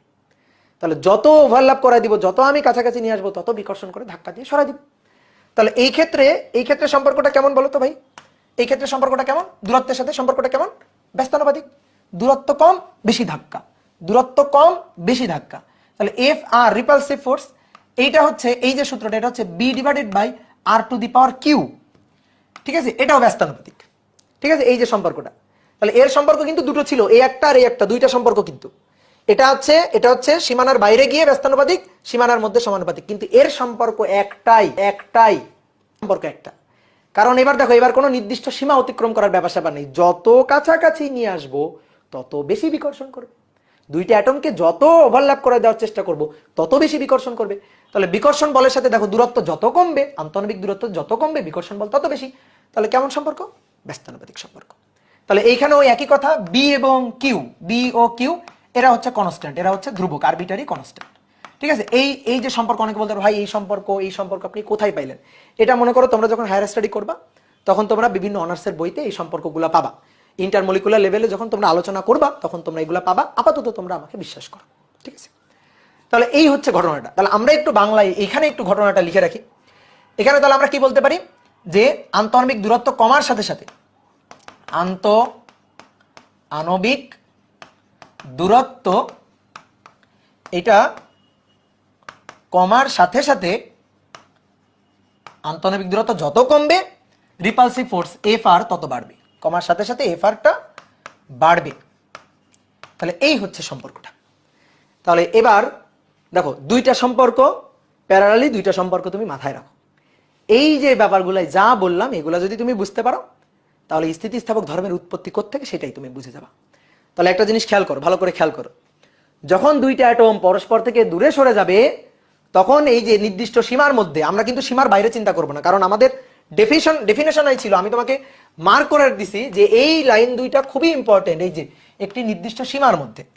তাহলে আমরা সীমার বাইরে, এখানে কিন্তু সীমার বাইরে কোনো কথা বলবো না। সীমার বাইরে তো স্থিতিস্থাপক ধর্মই নষ্ট হয়ে গেছে, একটা স্প্রিংকে টেনে তুমি প্রসারিত করছো, এমন ভাবে প্রসারিত করছো স্থায়ীভাবে বিকৃত হয়ে গেছে, ওই আলোচনা আমরা করবো না, আমরা স্থিতিস্থাপক ধর্মের মধ্যে আলোচনা করতে চাই। তাহলে একটা নির্দিষ্ট সীমার মধ্যে দুইটা অ্যাটমকে আমি যখন টেনে দূরে নিয়ে যাব, দুইটা অ্যাটম যখন স্বাভাবিক দূরত্বের চেয়ে বেশি দূরত্বে যাবে নির্দিষ্ট সীমার মধ্যে, তখন তারা আকর্ষণ করবে, পরস্পরকে বেশি বলে আকর্ষণ করবে, টানবে, টেনে পূর্বের অবস্থায় ফিরতে চাইবে, বুঝলা? আবার যখন আমি কি করব, চাপ দিয়ে যখন সংকুচিত করব, স্বাভাবিক দূরত্বের চেয়ে দূরত্ব যখন কম করব, তখন বিকর্ষণ বলটা প্রকট হবে। এই যে এখানে তখন বিকর্ষণ বলটা প্রকট হবে। বিকর্ষণ বল প্রকট হয়ে তখন ধাক্কা দিয়ে দুইটা অ্যাটমকে আবার পূর্বের অবস্থায় পাঠিয়ে দিবে, পূর্বের স্বাভাবিক দূরত্বে পাঠিয়ে দিবে। তাহলে পূর্বের স্বাভাবিক দূরত্বে স্বাভাবিক অবস্থায় ফিরে যাওয়ার এই যে প্রবণতা, সেই প্রবণতাটাই হচ্ছে স্থিতিস্থাপক ধর্ম। কথা কি বুঝছো? পূর্বের স্বাভাবিক অবস্থায় ফিরে যাওয়ার এই যে প্রবণতাটা, এই প্রবণতাটাই হচ্ছে স্থিতিস্থাপক ধর্ম। তাহলে টেনে প্রসারিত করলে অ্যাট্রাকটিভ ফোর্সটা পূর্বের অবস্থায় ফিরে নিয়ে যাচ্ছে, আর চাপ দিয়ে সংকুচিত করলে ধাক্কা দিয়ে রিপালসিভ ফোর্সটা, বিকর্ষণ বলটা পূর্বের অবস্থায় ফেরত নিয়ে যাচ্ছে। এটাই তো স্থিতিস্থাপকতা, এটাই তো স্থিতিস্থাপক ধর্ম। তাহলে এই ব্যাপারগুলো আমরা একটু সুন্দর করে এখন একে বুঝবো।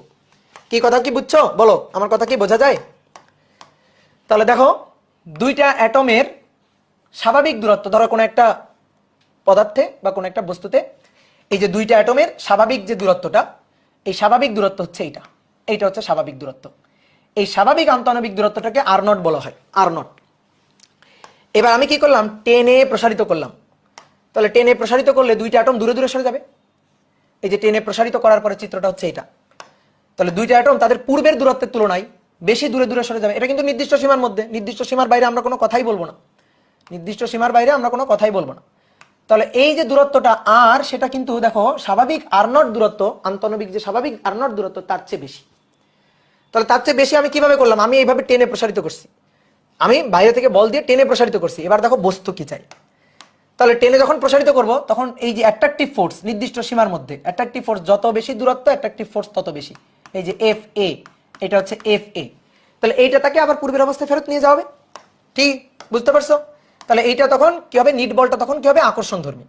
অনেকে বলতো ভাই রিপালসিভ ফোর্স কি নাই? হ্যাঁ, রিপালসিভ ফোর্স আছে। দেখো এবার খুব ভালো করে বোঝো যে যখন স্বাভাবিক অবস্থায় আছে, তখন অ্যাট্রাকটিভ ফোর্স আর রিপালসিভ ফোর্স এই দুইটা পরস্পর সমান। দেখো আমি এখানে একটু আলাদা করে আঁকতেছি। এই যে স্বাভাবিক অবস্থা, তাহলে স্বাভাবিক অবস্থায় আন্তঃআণবিক দূরত্ব এটা, তখন এই দুইটা অ্যাটম পরস্পরকে যে বলে আকর্ষণ করে, এই যে এটা হচ্ছে অ্যাট্রাকটিভ ফোর্স এফ এ, এটা হচ্ছে অ্যাট্রাকটিভ ফোর্স এফ এ। বিকর্ষণ বল হ্যাঁ আছে, বিকর্ষণ বল সেটাও আছে। তাহলে বিকর্ষণ বল এফ আর, এই যে বিকর্ষণ বল এফ আর স্বাভাবিক অবস্থায়, এই যে এফ আর। তাহলে তুমি আসো, দুইটার উপরে আমরা চিন্তা করবো, এটার উপর এফ এ এফ আর, এইটার উপর এফ এ এফ আর। স্বাভাবিক অবস্থায় এই যে দূরত্বটা, দ্যাট ইজ আর নট। স্বাভাবিক অবস্থায় বলো লব্ধি বলটা এফ এ বেশি নাকি লব্ধি বলটা এফ আর বেশি? লব্ধি বল কোনটা, কোনটা বেশি লব্ধি? দুটোই সমান সমান স্বাভাবিক অবস্থায় না? তাহলে স্বাভাবিক অবস্থায় হলে দুটোই সমান সমান। তাহলে নিট বল শূন্য, এফ নিট স্বাভাবিক অবস্থায় শূন্য। কেন এফ নিট শূন্য? কারণ লব্ধিটা হচ্ছে এফ এ আর এফ আর এর লব্ধি, এফ এ আর এফ আর এর লব্ধি। তাহলে স্বাভাবিক অবস্থায় লব্ধি বলটা শূন্য, স্বাভাবিক অবস্থায়। কারণ লব্ধি বল যদি শূন্য না হইতো, ধরো আকর্ষণ বলটা বেশি, তাহলে তো স্বাভাবিক আর নট দূরত্বে থাকতো না, তাহলে তারা আরো কাছাকাছি চলে আসতো। যদি হয়তো বিকর্ষণ বলটা বেশি, তাহলে আরো দূরে সরে যাইতো।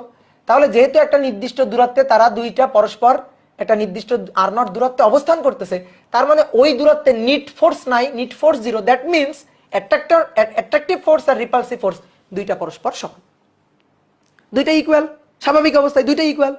এবার যখন আমি টেনে যখন প্রসারিত করব, নির্দিষ্ট সীমার মধ্যে যখন দূরে নিয়ে যাব, তখন অ্যাট্রাকটিভ ফোর্সটা বেশি হবে রিপালসিভ ফোর্সের তুলনায়। তাহলে তখন লব্ধি বলটা কোনটা? ঠিক আছে, যখন আমি টেনে দূরে নিয়ে যাচ্ছি, দেখো আমি এখানে ডিটেলস একে দেখাচ্ছি। যখন আমি টেনে দূরে নিয়ে যাচ্ছি, এই যে দূরে নিয়ে যাচ্ছি, তখন অ্যাট্রাকটিভ ফোর্সটা বেড়ে যাচ্ছে নির্দিষ্ট সীমার মধ্যে। এই যে অ্যাট্রাকটিভ ফোর্সটা এফ এ এটা বেড়ে যাচ্ছে, কিন্তু রিপালসিভ ফোর্সটা তো কম। রিপালসিভ ফোর্সটা এফ আর, এই যে এফ আর এটা তো কম। তাহলে তুমি একটু তাকাও, বোর্ডে দেখো, দেখো দেখো নিট ফোর্স কোনটা তুমি বুঝবা। এটা বড়, দেখো এটা বড় আর এটা ছোট। তাহলে লব্ধি বলটা কোন দিকে? লব্ধি বলটা এই দিকে। এটা বড়, এটা ছোট।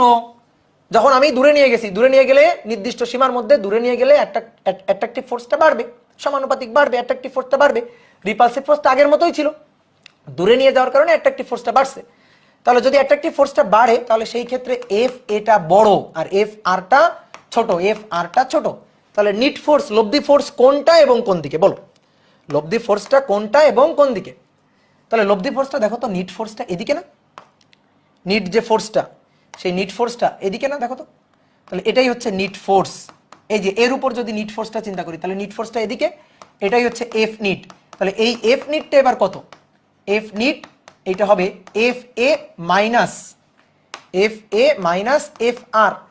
তাহলে এফ এটা বড়, এফ আরটা ছোট, তাহলে লব্ধি বলটা কি ধর্মী হবে? এটা আকর্ষণ ধর্মী হবে না বিকর্ষণ ধর্মী হবে? বলো তো লব্ধি বলটা। তাহলে লব্ধি বলটা হবে আকর্ষণ ধর্মী। ঠিক আছে, আমি কিন্তু ডিটেলস এখানে ভেঙে দেখালাম যে লব্ধি বলটা হবে আকর্ষণ ধর্মী। এখানে সেই লব্ধি বলটাই আমি আঁকছি, এখানে একেবারে ভেঙে দেখাইছি। এখানে সেই লব্ধি বলটাই আঁকছি যে লব্ধি বলটা কি ধর্মী, এই লব্ধি বলটা আকর্ষণ ধর্মী। তাহলে আমি যখন টেনে দুইটা অ্যাটমকে একটু দূরে দূরে নিয়ে যাব, তখন তাদের অ্যাট্রাকটিভ ফোর্সটা বেশি হয়ে লব্ধি বলটা থাকবে আকর্ষণ ধর্মী। আর আকর্ষণ ধর্মী বলের কারণে আমি যখন আমার বলটা অপসারণ করে নিব, তখন বস্তু আবার পূর্বের অবস্থায় ফিরে যাবে। ঠিক আছে, তখন বস্তু আবার পূর্বের অবস্থায় ফিরে যাবে। কি কথা কি বুঝতে পারছো? ক্লিয়ার? এইবার আসো তো দেখি, এইবার ঘটনাটা তোমরা ব্যাখ্যা করবা। ঠিক আছে, আমি কিছু বলবো না, এবার ঘটনাটা তোমরা ব্যাখ্যা করবা। আমি কি করছি, এবার চাপ দিয়ে সংকুচিত করছি। তাহলে চাপ দিয়ে সংকুচিত করার চিত্রটা হচ্ছে এরকম। স্বাভাবিক অবস্থায় যদি এত দূরে থাকে, তাহলে চাপ দিয়ে সংকুচিত করলে একটু কমে যাবে। এই যে চাপ দিয়ে সংকুচিত করছি আমি। তাহলে আমি যখন চাপ দিয়ে সংকুচিত করব, তখন দুইটা অ্যাটম স্বাভাবিক দূরত্বের তুলনায় পরস্পরের খুবই কাছাকাছি চলে আসবে। স্বাভাবিক দূরত্বের তুলনায় পরস্পরের দেখো তো খুবই কাছাকাছি চলে আসছে না? এই তাহলে এই যে দূরত্বটা, এটা আর নটের চেয়ে এবার কম হবে। তাহলে কি বলছিলাম তোমাকে, যখন স্বাভাবিক দূরত্বের তুলনায় দূরত্বটা কম হবে, তখন এবার কোনটা বেশি হবে বলো? তখন এবার বিকর্ষণ বলটা প্রকট হবে। তাহলে বিকর্ষণ বলটা প্রকট হয়ে এইটাকে এদিকে সরাই দিতে চাইবে, এটাকে এদিকে সরাই দিতে চাইবে, মানে কাছাকাছি চলে আসছে, তখন কি করবে? দূরে সরাই দিবে। তাহলে এইটা তখন, এই যে নিট ফোর্সটা তখন হবে রিপালসিভ, এফ আর। ঠিক আছে, তাহলে আমরা যদি অ্যাটমিক ব্যাখ্যায় আসি, একেবারে অ্যাটমিক ব্যাখ্যা এখানে যেমন যেভাবে আঁকছি সেই ব্যাখ্যায় যদি আসি, তাহলে দেখো এই একটা অ্যাটম, এই একটা অ্যাটম, এই যে তাদের মধ্যকার দূরত্ব হচ্ছে এইটা, এই দূরত্বটা আগের তুলনায় কম, স্বাভাবিক দূরত্ব আর নটের তুলনায় কম।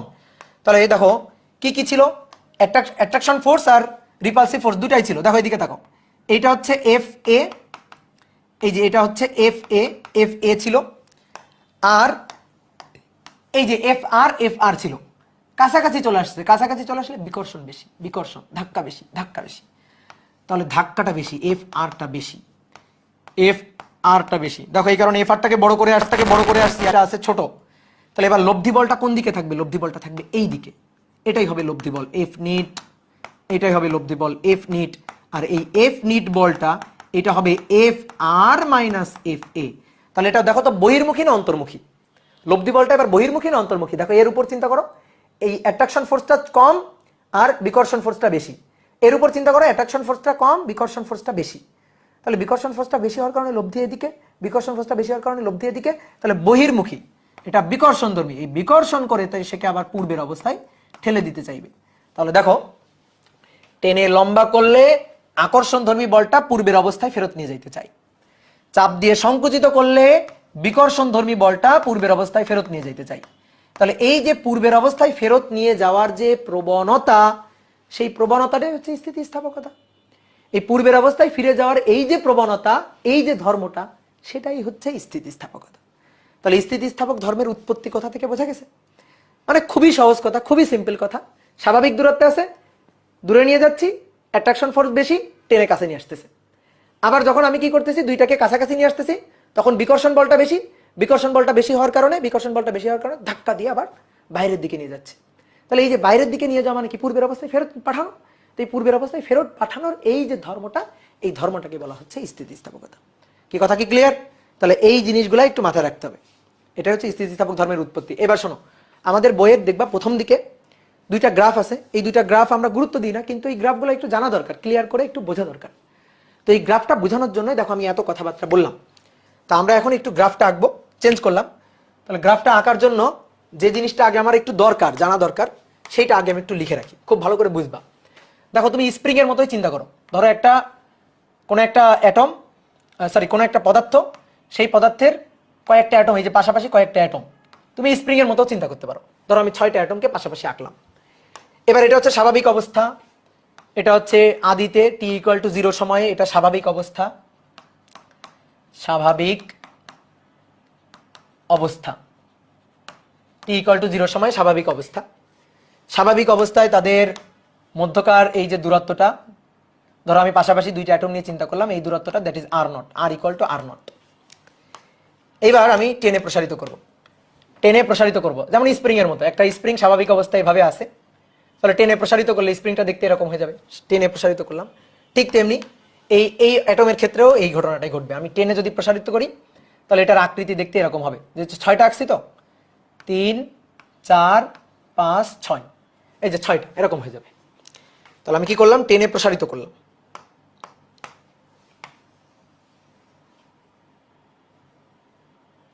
একটু মাঝখানের দিকে আঁকি।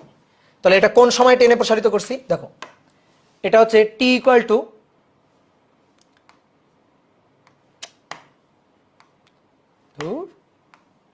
এটা হচ্ছে টি ইকুয়াল টু টি1 সময়ের ঘটনা, টি1 সময়ের ঘটনা আমি টেনে প্রসারিত করছি।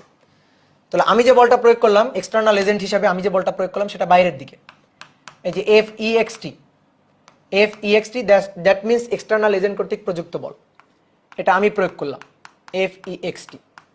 তাহলে বলো এবার বলো বস্তুর স্থিতিস্থাপক ধর্মের জন্য প্রদত্ত বল কোন দিকে হবে, ভেতরের দিকে। এবং সে ভেতরের দিকে যে বলটা সেটা কোন ধর্মী হবে, অ্যাট্রাকটিভ ফোর্স। এই যে ভেতরের দিকে অ্যাট্রাকটিভ ফোর্স, এটা তাকে পূর্বের অবস্থায় নিয়ে যেতে চাবে। লব্ধি বলটা হবে আকর্ষণ ধর্মী, ঠিক আছে, লব্ধি বলটা হবে আকর্ষণ ধর্মী, এটা তাকে আবার পূর্বের অবস্থায় ফেরত নিয়ে যেতে চাইবে। এবার মনে করো তুমি এমন টান দিছো, এত বেশি টান দিছো, ওই যে নির্দিষ্ট সীমা অতিক্রম করে ফেলছে, এত বেশি টান দিছো নির্দিষ্ট সীমা অতিক্রম করে এটা মাঝখান দিয়ে ছিঁড়ে গেছে। তাহলে মাঝখান দিয়ে ছিঁড়ে যাওয়ার পরে ধরো খুব ভালো হয় যদি তুমি হচ্ছে একটা ওই যে টাকার বান্ডিল বাঁধা যে গার্ডার থাকে না, যে রাবার, ঠিক আছে, ওরকম একটা রাবার নিয়ে চিন্তা করো। রাবারকে টেনে প্রসারিত করছো করে এমন টান দিছো ছিঁড়ে গেছে। ছিঁড়ে যাওয়ার পরে দুইটা খণ্ড হয়ে গেছে, ছিঁড়ে যাওয়ার পরে দুইটা খণ্ড হয়ে গেছে। এবার খুব ভালো করে দেখো তো, ওই দুইটা খণ্ড আদিতে যেমন ছিল সেরকম চলে আসছে না? দেখো রাবার দিলে খুব ভালো উদাহরণ, মানে রাবার উদাহরণ দিলে তুমি খুব ভালো ব্যাপারটা বুঝবা। রাবারকে টেনে প্রসারিত করছে, মাঝখান দিয়ে ছিঁড়ে গেছে, তো ছিঁড়ে গিয়ে ঠিক আগের অবস্থায় চলে আসছে না, আগের মতো দেখতে হয়ে গেছে না? তাহলে ছিঁড়ে যাওয়ার পরে দেখতে আগের মতো হয়ে যাবে। তো এটাকে আমি টেনে প্রসারিত করে এমন টান দিছি, টেনে প্রসারিত করে একেবারে ছিঁড়েই ফেলছি। তাহলে এবার টি ইকুয়াল টু টি2 সময়ের ঘটনা, টি2 সময়ের ঘটনা হচ্ছে কি, টেনে প্রসারিত করে ছিঁড়েই ফেলছি। তাহলে ছিঁড়ে ফেলার পরে সেটা দেখতে আগের মতো হয়ে গেছে, এই যে আগের মতো কিন্তু মাঝখান দিয়ে ছেঁড়া, এই দেখো এই যে মাঝখান দিয়ে কাটা, মাঝখান দিয়ে ছেঁড়া। তাহলে বলো তো এবার নিট ফোর্স কত হয়ে গেছে আবার? আগে যেমন নিট ফোর্স কত ছিল, এফ নিট কত ছিল, এফ নিট ছিল 0, এখন আবার কত হয়ে গেছে, এফ নিট কত হয়ে গেছে, এফ নিট হয়ে গেছে 0, ঠিক আছে, এখন আবার এফ নিট হয়ে গেছে 0। দেখো এই যে দুইটা অ্যাটমের মধ্যকার যে দূরত্বটা সেটা আবার আর নটে ফেরত চলে গেছে, কিন্তু কি হয়েছে, আমি টেনে মাঝখান দিয়ে ছিঁড়ে ফেলছি, সহজ কথা। তাহলে এইটা হচ্ছে একটা ঘটনা। এইবার আসো পরবর্তীতে আমি কি করব, এটা একটা ঘটনা। এবার আমি টেনে প্রসারিত করবো না, চাপ দিয়ে সংকুচিত করব। তাহলে চাপ দিয়ে সংকুচিত করলে দেখো এটা ছিল হচ্ছে স্বাভাবিক অবস্থা, টি ইকুয়াল টু টি0 সময়ের ঘটনা, আর কি টি ইকুয়াল টু 0 সময়ের ঘটনা, স্বাভাবিক অবস্থা, আমি কোনো বল প্রয়োগ করি নাই, স্বাভাবিক অবস্থা, কোনো বল প্রয়োগ করা হয়নি। তাদের মধ্যকার দুইটা অ্যাটমের মধ্যকার, পাশাপাশি দুইটা অ্যাটমের মধ্যকার যে স্বাভাবিক দূরত্ব, দ্যাট ইজ আর নট। এবার চাপ দিয়ে সংকুচিত করো। এইবার আমি এক্সটার্নাল এজেন্ট হিসাবে বল প্রয়োগ করছি, কিন্তু কি কেমন বল প্রয়োগ করছি, সংকুচিত করছি, সংকুচিত করার জন্য বল প্রয়োগ করছি। আগে টেনশন ফোর্স দিছিলাম, এবার টেনশন ফোর্স না, এবার সংকোচন করার জন্য বল দেওয়া হয়েছে। তাহলে সংকোচন করার জন্য বল দিলে দেখবা অ্যাটমগুলা এরকম অবস্থায় চলে আসবে। স্প্রিং এর কথা চিন্তা করো, একটা স্প্রিং স্বাভাবিক অবস্থায় ছিল এই, এবার সংকুচিত করলে স্প্রিংটা দেখতে এরকম হয়ে যাবে না, সংকুচিত করলে এরকম হয়ে যাবে, ঠিক তেমনি ঘটনা ঘটবে। তাহলে সংকুচিত করার পরে এটা দেখতে এরকম হয়ে যাবে, 3 4 5 6 সংকুচিত করছি। তাহলে এক্সটার্নাল এজেন্ট আমি কোন দিকে বল দিলাম, এই দিকে চাপ বল দিলাম, এফ ই এক্স টি এক্সটার্নাল এজেন্ট হিসেবে, এটা আমার কর্তৃক প্রযুক্ত বল, ঠিক আছে। এবার তাদের দুইটা অ্যাটমের মধ্যকার যে আন্তঃনবিক দূরত্ব সেটা আগের তুলনায় কমে গেল না বেড়ে গেল? দেখো তো আন্তঃনবিক দূরত্ব, যেমন আগে আন্তঃনবিক দূরত্ব কমে গেছে না বেড়ে গেছে? দেখো তো আগে আর নট, তাহলে এই দূরত্বটা R is greater than R naught হয়ে গেছে, আর এখন আন্তঃনবিক দূরত্ব R is less than R naught হয়ে গেছে। তাহলে এবার যখন R is less than R naught হবে, একটু আগে আমরা শিখছি, তখন কোন বলটা প্রকট হবে, বিকর্ষণধর্মী বলটা প্রকট হবে। এই যে বিকর্ষণধর্মী বল এফ আর, এই যে বিকর্ষণধর্মী বল এফ আর, এটা আবার তাকে পূর্বের অবস্থায় নিতে চাইবে। তাহলে আমার দেওয়া বলটা আমি অপসারণ করিনি, দেখো এদিকে তাকাও, আমার দেওয়া বলটা অপসারণ করিনি, যে আমার দেওয়া বলটা অপসারণ করে নিলাম, তখন এই রিপালসিভ ফোর্সের কারণে সেটা ধাক্কাকে আবার পূর্বের অবস্থায় ফেরত চলে যাবে।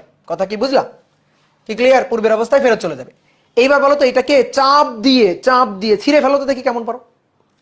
চাপ দিয়ে ছিঁড়ে ফেলা যাবে? সম্ভব। টেনে ছিঁড়ে ফেলা যায়, অর্থাৎ টেনে একটা রাবারকে টেনে টেনে প্রসারিত করে ছিঁড়ে ফেলা যায়, ছিঁড়ে ফেলা যায়। কিন্তু এইটাকে চাপ দিয়ে ফেলো তো ছিঁড়ে দেখি, তাহলে চাপ দিয়ে আগের অবস্থায় নিতে পারবা। যত বেশি চাপ দিবা এই রিপালসিভ ফোর্সটা তত বেশি হবে, বিকর্ষণ বলটা তত বেশি হবে, কিন্তু তুমি ছিঁড়ে আগের অবস্থায় নিতে পারবা না, কিন্তু ছিঁড়ে আগের অবস্থায় নিতে পারবা না। ঠিক আছে, তাহলে এইগুলো একটু মাথায় রাখো, এই ঘটনাগুলো একটু মাথায় রাখো। তাহলে এখানে আর লেস দেন আর নট, এখানে আর গ্রেটার দেন আর নট। এইবার তাহলে আমরা কি আঁকবো? আমরা একটা গ্রাফ আঁকবো, সেই গ্রাফে একসাথে রিপালসিভ ফোর্সটাও নিব, আবার অ্যাট্রাকটিভ ফোর্স দুইটাই একসাথে নিব। তাহলে একটু বড় করে আঁকি। হ্যাঁ,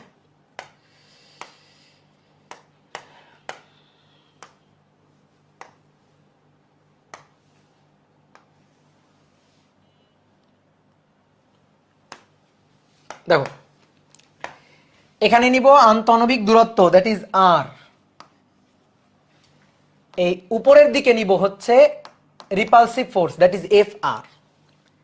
নিচের দিকে নিব attractive force, that is F A. মূলবিন্দু এটা 0।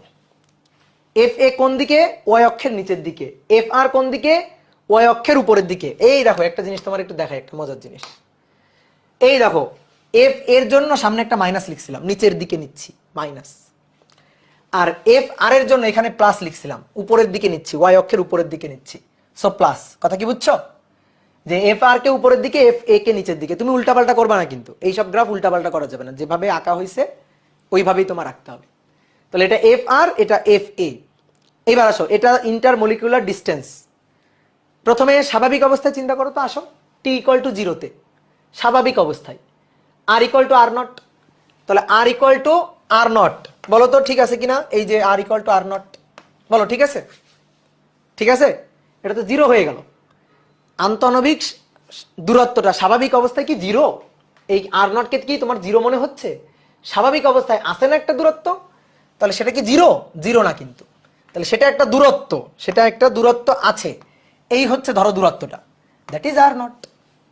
সেটা 0 না কিন্তু, কিছু একটা আছে, দূরত্ব কিছু একটা আছে। তাহলে এই যে এই দূরত্বটা, ধরো আমি এটাকে বললাম দ্যাট ইজ আর নট, এই দূরত্বটা এটা হচ্ছে আর নট, আন্তঃনবিক দূরত্ব, স্বাভাবিক দূরত্ব।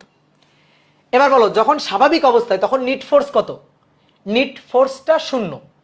নিট ফোর্সটা 0, এই যে এইখানে নিট ফোর্সটা 0 স্বাভাবিক অবস্থায়। নিট ফোর্স 0 মানে কি?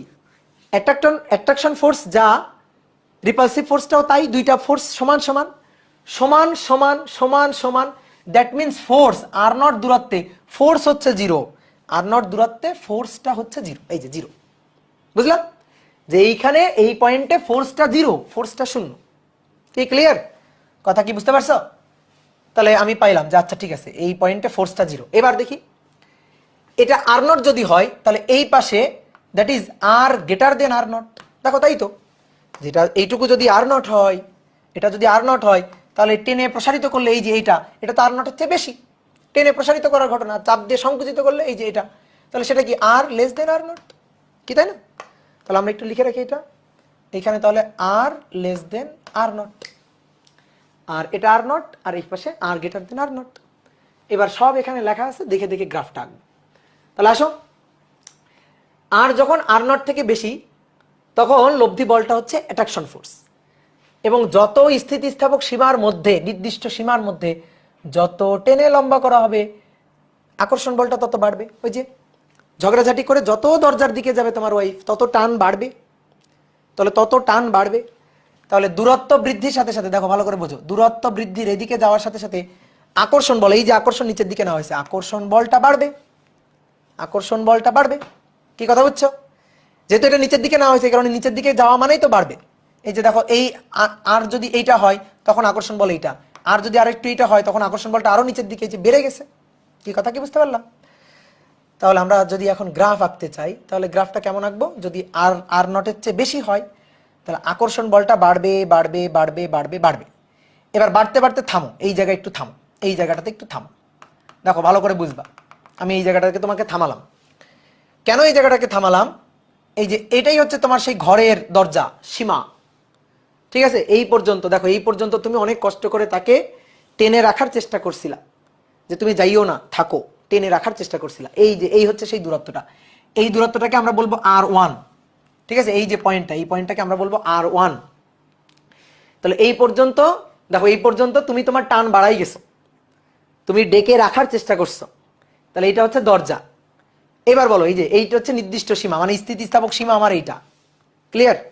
এইবার তুমি বলো, এইবার এই স্থিতিস্থাপক, আমি বলছিলাম আন্তঃনবিক আকর্ষণ বলের সম্পর্কটা দুই রকম, নির্দিষ্ট সীমার মধ্যে সমানুপাতিক, বাড়ে বাড়ে, এবার নির্দিষ্ট সীমা অতিক্রম করলে কমে।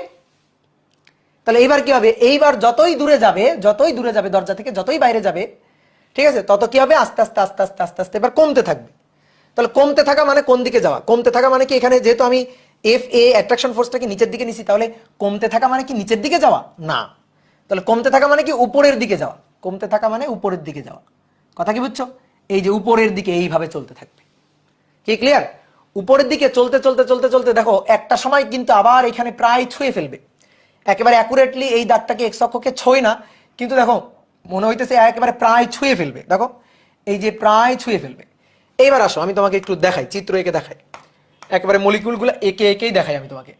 এইখানে যখন ছিল তখন এই যে স্বাভাবিক দূরত্ব, এই যে এটা, এই যে এটা হচ্ছে স্বাভাবিক দূরত্ব। যখন এখানে ছিল তখন এই যে এটা হচ্ছে স্বাভাবিক দূরত্ব, এই যে এটা। যখন এখানে গেছে তখন একেবারে ম্যাক্সিমাম দূরত্ব, স্থিতিস্থাপক সীমার মধ্যেই যে ম্যাক্সিমাম দূরত্ব আর গ্রেটার দেন R0, ঠিক আছে? এটা হচ্ছে R0, এটা R0, এটা আর গ্রেটার দেন R0, এই যে সর্বোচ্চ দূরত্ব। এবার তারপরে তুমি আরো দূরত্ব বাড়াইছো, স্থিতিস্থাপক সীমা অতিক্রম করে আরো দূরত্ব বাড়াইছো, আরো দুইটা অণুকে টেনে আরো অনেক দূরে নিয়ে গেছো। তো সীমা তো অতিক্রম হয়ে গেছে, নির্দিষ্ট এলাকা তো অতিক্রম, রিজিয়ন তো অতিক্রম করে ফেলছো। অতিক্রম করে ফেললে এবার বল কমতে কমতে কমতে কমতে কমতে কমতে এক সময় গিয়ে এখানে কি হবে, এখানে গিয়ে আসলে ছিঁড়ে গেছে। এই যে এই পয়েন্টে গিয়ে দেখো আবার নিট ফোর্সটা শূন্য হয়ে গেছে, নিট ফোর্সটা শূন্য বা প্রায় শূন্যের কাছাকাছি চলে গেছে। এই যে শূন্য বা প্রায় শূন্যের কাছাকাছি চলে গেছে, তার মানে ছিঁড়ে গেছে। তো ছিঁড়ে গেলেই তো নিট ফোর্স শূন্য হয়ে যাবে। দেখো তাই হয়েছে, এই যে বাড়তে বাড়তে গিয়ে শূন্যকে আবার ছুঁয়ে ফেলছে, বুঝলা? এই যে বাড়তে বাড়তে গিয়ে এইখানে গিয়ে আবার ছুঁয়ে ফেলছে, তাহলে এটা প্রায় শূন্য বা শূন্যের কাছাকাছি চলে গেছে। তাহলে এই হচ্ছে কথা, ক্লিয়ার? এইবার আসো, এটা তো টানার ক্ষেত্রে, এই যে টানলে টানলে এফ এ বাড়তে থাকবে, বাড়তে বাড়তে বাড়তে বাড়তে আবার এফ এ শূন্য হয়ে যাবে, এক সময় নিট ফোর্স শূন্য হয়ে যাবে। তাহলে কি হলো, প্রথমে নিট ফোর্স শূন্য ছিল, বাড়তে বাড়তে এফ এটা ম্যাক্সিমাম হবে, ম্যাক্সিমাম হওয়ার পরে আবার কমতে কমতে শূন্যতে আসবে। তাই হয়েছে, কি ক্লিয়ার? এবার আসো তাহলে এই ঘটনাটা দেখি। স্বাভাবিক দূরত্ব আর হবে R0 এর চেয়ে কম, চাপ দিয়ে সংকুচিত করবো, রিপালসিভ ফোর্সটা বাড়বে। রিপালসিভ ফোর্স কোন দিকে নেওয়া হয়েছে? এইদিকে। তাহলে দূরত্ব কমানোর সাথে সাথে বাড়বে, দূরত্ব কমানোর সাথে সাথে এটা বাড়বে। তাহলে দূরত্ব যদি কমাইতে থাকি এটা বাড়তে থাকবে, কমাও দূরত্ব কমাও, তাহলে এটা বাড়তে থাকবে বাড়তে থাকবে বাড়তে থাকবে বাড়তে থাকবে, এইভাবে চলতে থাকবে। কি কথা বুঝলাম? এই যে এভাবে চলতে থাকবে। এখানে গিয়ে আবার কখনো এই দেখো, এখানে গিয়ে আবার এভাবে নেমে এখানে আসবে? আসবে না, কারণ ছিঁড়ে যাওয়া তো সম্ভব না, আবার নিট ফোর্স শূন্য হওয়া তো সম্ভব না। এফ নিট কি শূন্য হওয়া সম্ভব? এফ নিট এই যে চাপ দাও চাপ দাও, চাপ দিতে দিতে দিতে দিতে দিতে দিতে ছিঁড়ে ফেলতে পারবা? ছিঁড়ে ফেলা কি সম্ভব? ছিঁড়ে ফেলা তো সম্ভব না, তাহলে জিরোতে আসা সম্ভব না। এর ক্ষেত্রে যেমন জিরোতে যাওয়া সম্ভব, আবার জিরোতে যাওয়া সম্ভব, কিন্তু এর ক্ষেত্রে জিরোতে আসা সম্ভব না। তাহলে এটা একেবারে ওয়াই অক্ষের দিকেই ঊর্ধ্বগামী অবস্থায় থাকবে, তাহলে এইটা নিচের দিকে এসে আবার জিরো হবে না। তাহলে এই হচ্ছে গ্রাফটা, আমাদের বইতে এই গ্রাফটাই আছে। তাহলে আমি যদি এইখানে একটু চিত্র আঁকি, যে এটা স্বাভাবিক অবস্থায়, এটা টেনে প্রসারিত করা অবস্থায়, এটা তারপরে ছিঁড়ে গেছে, অর্থাৎ ছিঁড়ে যাওয়া মানে প্রায় স্বাভাবিক অবস্থায় চলে আসছে, আবার এই যে আবার সেই স্বাভাবিক অবস্থা R0 এ চলে আসছে। আর এখানে কি হবে, এখানে হচ্ছে R0 এর চেয়ে কম। এই যে দেখো দুইটা অ্যাটমকে একেবারে ওভারল্যাপ করে দিছি প্রায়, এই যে আর হচ্ছে R0 থেকে কম, এই ঘটনাটা ঘটবে। তাহলে আমি একেবারে গ্রাফটা চিত্র এঁকে দেখালাম, কি ক্লিয়ার? ওকে, এবার আসো আরেকটা গ্রাফ আমরা আঁকবো, ঠিক আছে? এই গ্রাফটা এঁকে আমরা আজকে পড়া শেষ করব। সেটা হচ্ছে বিভব শক্তি বনাম আন্তঃনবিক দূরত্ব আর। এটা হচ্ছে বল মানে বিকর্ষণ এবং আকর্ষণ বল বনাম বা লব্ধি বল বনাম আন্তঃনবিক দূরত্বের গ্রাফ। এবার শক্তি বনাম গ্রাফ আঁকবো, বিভব শক্তি বনাম গ্রাফ আঁকবো। যেমন তোমরা যেহেতু কাজ ক্ষমতা শক্তি অধ্যায় মনে হয় পড়ছো, তাই না? কাজ ক্ষমতা শক্তি অধ্যায় কি পড়ছো বলো তো?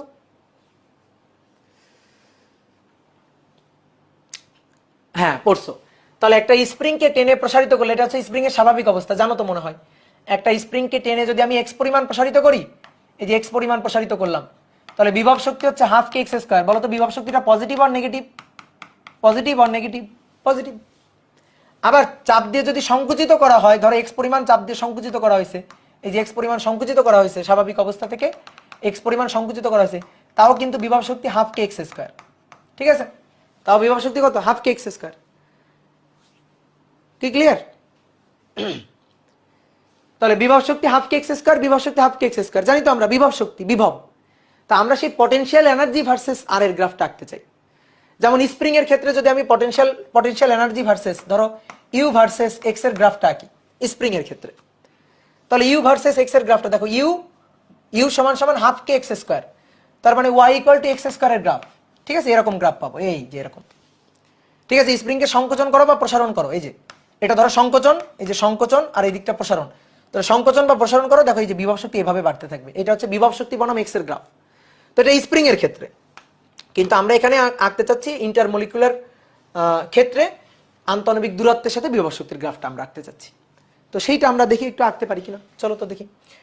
দেখো আমি একটু প্রথমে একটু বলে দিই যে গ্রাফটা কেমন হবে। এটা হচ্ছে আর নট, এটা স্বাভাবিক অবস্থা। এই স্বাভাবিক অবস্থায় বিভব শক্তি তোমরা আগে আঁকবা না, এই গ্রাফে তোমরা আঁকবা না। স্বাভাবিক অবস্থায় বিভব শক্তিটা হচ্ছে এই যে এখানে ঋণাত্মক, এই পয়েন্টে, এই আর নটে জিরো না, কিন্তু আর নটে এটা ঋণাত্মক। এবার যত আমি টেনে প্রসারিত করতে থাকবো বিভব শক্তি তত বাড়তে বাড়তে এদিকে যাবে, আবার যত চাপ দিয়ে সংকুচিত করব তত আবার বিভব শক্তি বাড়তে বাড়তে এদিকে উঠবে। এই যে গ্রাফটা হবে এরকম। এবার ধরো আমরা বুঝি নাই, আসলে তো বুঝি নাই, তো আমি তো কিছু বুঝাইনি, তা আমরা এটা একটু বুঝতে চাই। তো চলো আমরা আলাদা করে গ্রাফটা আঁকবো। তাহলে তোমরা একটু লিখো বিভব শক্তি বনাম বিভব শক্তি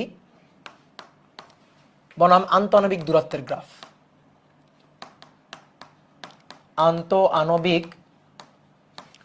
দূরত্বের গ্রাফ, বিভব শক্তি বনাম আন্তঃআণবিক দূরত্বের গ্রাফ। দেখো প্রথমে একটা কথা একটু শোনো, খুবই ইম্পর্টেন্ট কথা, এগুলো সব কোটি কোটি টাকা দামের কথা। সেটা হচ্ছে বিভব শক্তি এটা কার দ্বারা কাজ? যে কোনো বিভব শক্তি সেটা হচ্ছে এজেন্ট কর্তৃক কৃত কাজ। এজেন্ট দ্বারা প্রাকৃতিক যে কোনো বলের বিরুদ্ধে, এজেন্ট দ্বারা প্রাকৃতিক যে কোনো বলের বিরুদ্ধে কাজ, এজেন্ট দ্বারা কৃত কাজ। এজেন্ট দ্বারা কৃত কাজ হচ্ছে বিভব শক্তি। আর একটা ইম্পর্টেন্ট কথা সেটা হচ্ছে বস্তু সর্বদা, যে কোনো বস্তু, ইভেন তুমিও, ঠিক আছে, তুমি আমি সবাই, আমরা সর্বদাই যে কোনো বস্তু সর্বদাই লোয়ার পটেনশিয়ালে থাকতে চাই, লোয়ার পটেনশিয়ালে থাকতে চাই। লোয়ার পটেনশিয়াল মানে সর্বনিম্ন বিভব শক্তিতে। কোথায় থাকতে চাই? সর্বনিম্ন বিভব শক্তি। ঠিক আছে, এই যে লিখে রাখো, উপরে লিখে রাখো, কোটি টাকা দামের কথা। একসময় মনে হবে যে হ্যাঁ ভাইয়া এগুলো লিখে দিছিল, আসলেই তো এগুলো কোটি টাকা দামের কথা। বস্তু সর্বদাই লোয়ার পটেনশিয়ালে থাকতে চাই, এটাই তার স্টেবল অবস্থা, এটাই তার স্টেবল অবস্থা, সুস্থিত অবস্থা, বাংলায় বললে সুস্থিত অবস্থা। ঠিক আছে, সুস্থিত অবস্থা, এটাই তার স্টেবল অবস্থা। ঠিক আছে, এটা কোটি টাকা দামের কথা। এবার আসো আমরা একটু বুঝি তো বিভব শক্তি যে এজেন্ট দ্বারা কৃত কাজ, এটা তোমাদের ভাইয়া বুঝাইছে, আগের ভাইয়া বুঝাইছে বিভব শক্তি এজেন্ট দ্বারা কৃত কাজ, এটা তোমরা জানো। এজেন্ট দ্বারা কৃত কাজ স্প্রিং এর ক্ষেত্রে এজেন্ট দ্বারা কৃত কাজ বিভব শক্তি। অপার কিন্তু মহাকর্ষ অধ্যায় করাইছে, মহাকর্ষ অধ্যায় মহাকর্ষে বিভব শক্তি, সেটাও এজেন্ট দ্বারা কৃত কাজ।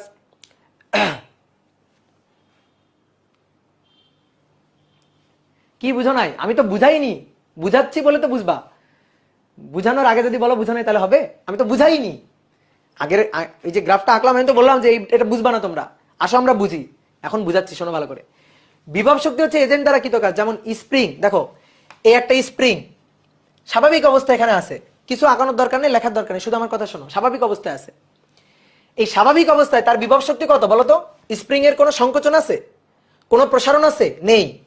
তাহলে স্বাভাবিক অবস্থায় এক্স কত? এক্স হচ্ছে 0, কোনো সংকোচনও নেই, প্রসারণ নেই, তাহলে হাফ কে এক্স স্কয়ার, বিভব শক্তি 0। এবার দেখো স্প্রিংটাকে জিজ্ঞেস করো তো, স্প্রিংটাকে জিজ্ঞেস করো স্প্রিং কোন অবস্থায় থাকতে চাই? কোন অবস্থায় থাকতে চাই? এই অবস্থায় থাকতে চায় না? তাহলে এই অবস্থায় এক্স কত? 0, এই অবস্থায় বিভব শক্তি কত? 0, দ্যাট ইজ লোয়ার পটেনশিয়াল, বিভব শক্তি সর্বনিম্ন। এটা স্প্রিং এর সর্বনিম্ন বিভব শক্তি, স্প্রিং এই অবস্থায় থাকতে চাই। স্টেবল অবস্থা, সুস্থিত অবস্থা।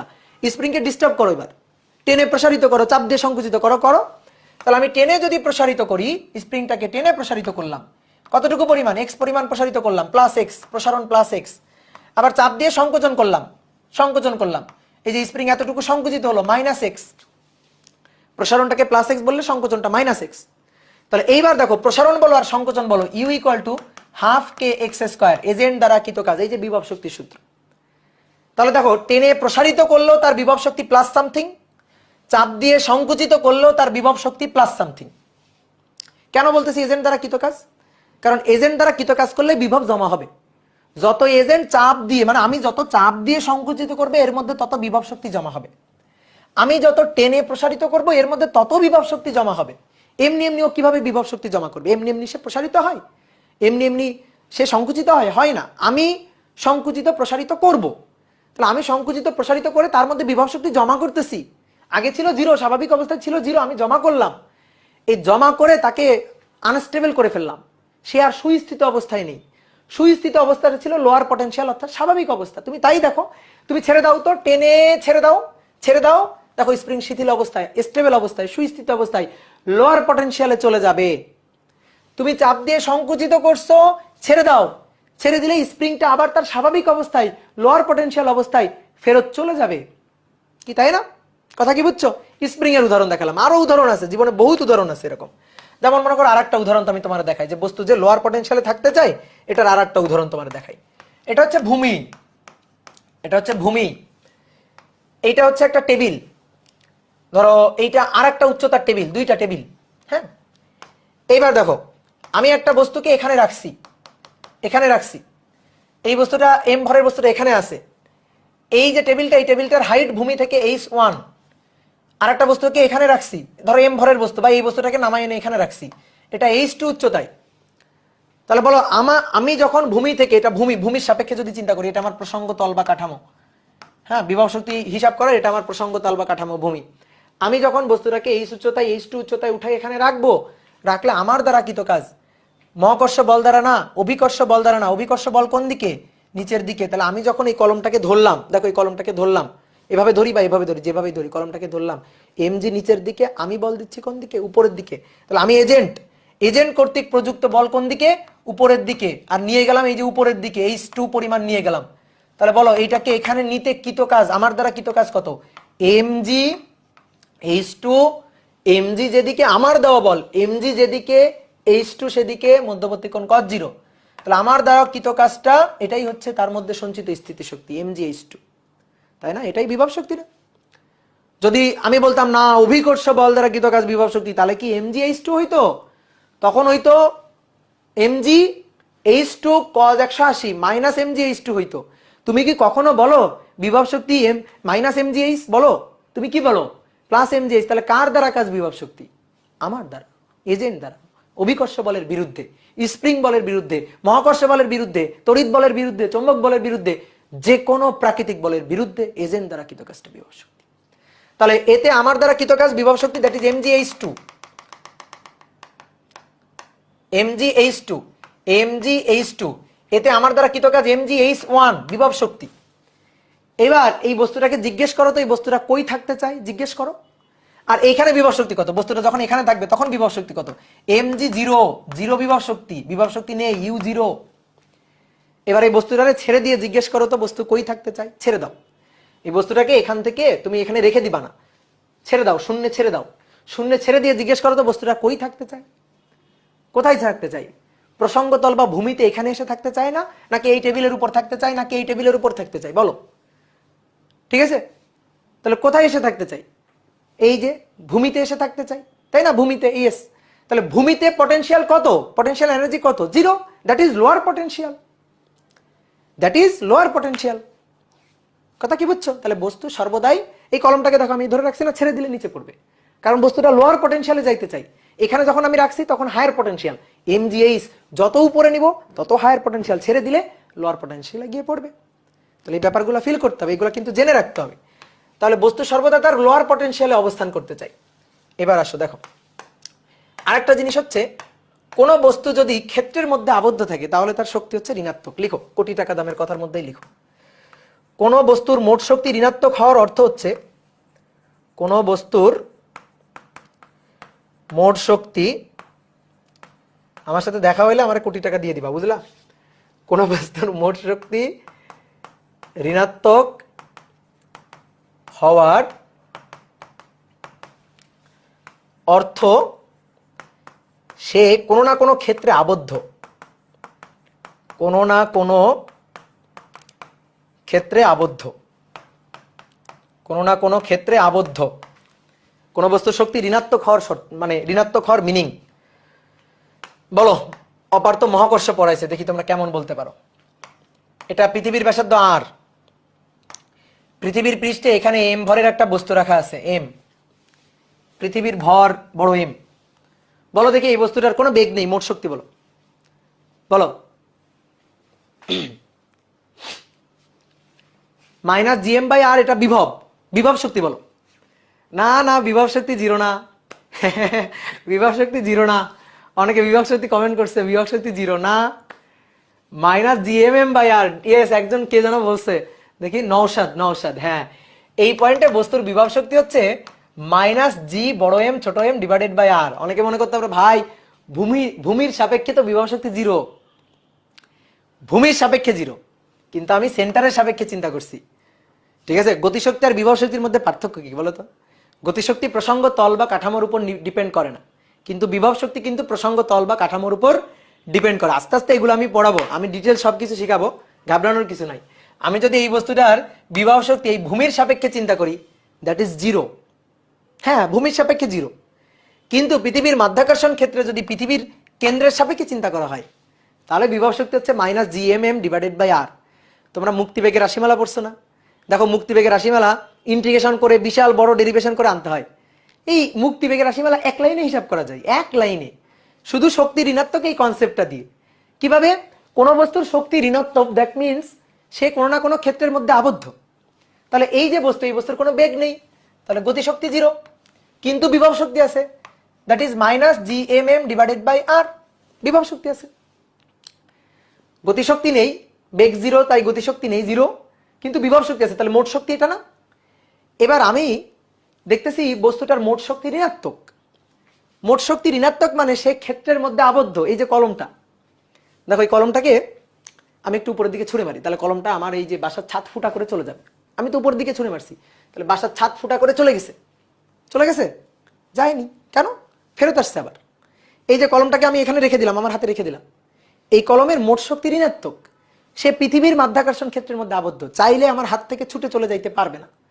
তাহলে আমি একে ছুটে যাওয়াবো, আমি একে ছুঁড়ে ফেলবো, তাহলে যেমন তেমন বেগ দিয়ে, যে এই বেগ দিয়ে ছুটলে হবে না, বিশাল বেগ দিয়ে ছুটতে হবে, মুক্তি বেগ দিয়ে ছুটতে হবে, ক্ষেত্রের বাইরে চলে যাবে।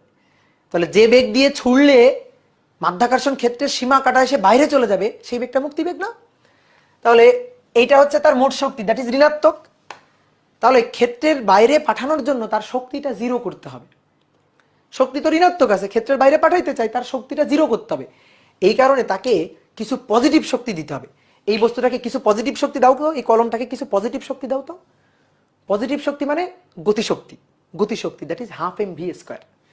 তাহলে মোট শক্তি ঋণাত্মক, এই কারণে এই বস্তুটা ক্ষেত্রে আবদ্ধ, আমি তাকে কিছু পজিটিভ শক্তি দিলাম, এই পজিটিভ শক্তি মানে তাকে বেগ দিয়ে আঘাত করলাম, অর্থাৎ গতিশক্তি দিলাম, হাফ এম ভি স্কোয়ার দিলাম। দেওয়ার পরে এমন দিবা, ধরো তার শক্তি হচ্ছে -10, বলো তো তাকে ক্ষেত্রের বাইরে, মাধ্যাকর্ষণ ক্ষেত্রের বাইরে পাঠানোর জন্য কতটুকু শক্তি দিতে হবে বলো? এই বস্তুর শক্তি ধরো -10, তাহলে কত দিতে হবে? +10, তাহলে জিরো হবে, আর জিরো হলে ক্ষেত্রের মধ্যে থাকবে না, চলে যাবে। -10 আছে, +10 দিব, তাহলে জিরো হবে, জিরো হলে ক্ষেত্রের মধ্যে থাকবে না, বাইরে চলে যাবে। ঠিক তেমনি যতটুকু মাইনাস আছে ততটুকু প্লাস দিব, দিলে টোটাল যোগ করে কত হবে? জিরো হবে, তখন সে ক্ষেত্রের মধ্যে থাকবে না, চলে যাবে। তাহলে half M V square equal to, দেখো তো, জি বড় এম ছোট এম ডিভাইডেড বাই আর। এই ছোট এম দুই পাশ থেকে কাটাকাটি, দেখো মুক্তি বেগের রাশিমালা দেখছো, 2gm divided by R, 2gm divided by R, মুক্তি বেগের রাশিমালা হয়ে গেল। আমরা অনেক ইন্টিগ্রেশন করে, মহাকর্ষ অধ্যায় দেখবা, মহাকর্ষ অধ্যায়ের খাতা খুলে দেখবা, অনেক ইন্টিগ্রেশন করে, কাহিনী করে, ঝামেলা করে আমরা এই সূত্রের ডেরিভেশন করি। আরে ভাই, এই সূত্রের ডেরিভেশন তো এক লাইনে করা যায়, কনসেপ্ট ক্লিয়ার করতে হবে। ও অপার ভাইও এইভাবে করাইছে, গুড, ভেরি গুড, তাহলে তো ভালোই, তাহলে তো আমার সুবিধাই হইল। ওয়াও। তাহলে এটাই মুক্তিবেগের রাশিমালা, তাই না? ঠিক আছে, আমি আমার অফলাইনে স্টুডেন্টদের এখনো মহাকর্ষ পড়াই না। তোমাদের আমি একটা কাজ করবো না, আমি তোমাদের যেহেতু B2M এ যুক্ত হলাম, তা আমার যে রেকর্ড ক্লাস আছে, আমার কিছু কিছু অধ্যায়ের রেকর্ড ক্লাস আছে, আমি তোমাদের আর্কাইভে দিয়ে দিব না, তোমরা এই ক্লাসগুলো দেখো, ঠিক আছে? হ্যাঁ, আমার গ্র্যাভিটেশনের অ্যাডমিশনের লেকচারগুলো ইউটিউবে দেওয়া আছে, যা আস্তে আস্তে সব ক্লাস দিয়ে দিব তোমাদের, কোনো ব্যাপার না, ঠিক আছে? ওকে, তাহলে আসো, তাহলে আমরা কি জানলাম? কোনো একটা বস্তু যদি ক্ষেত্রের মধ্যে আবদ্ধ থাকে তাহলে তার শক্তি ঋণাত্মক, তার টোটাল শক্তি বা বিভব শক্তি কি? ঋণাত্মক।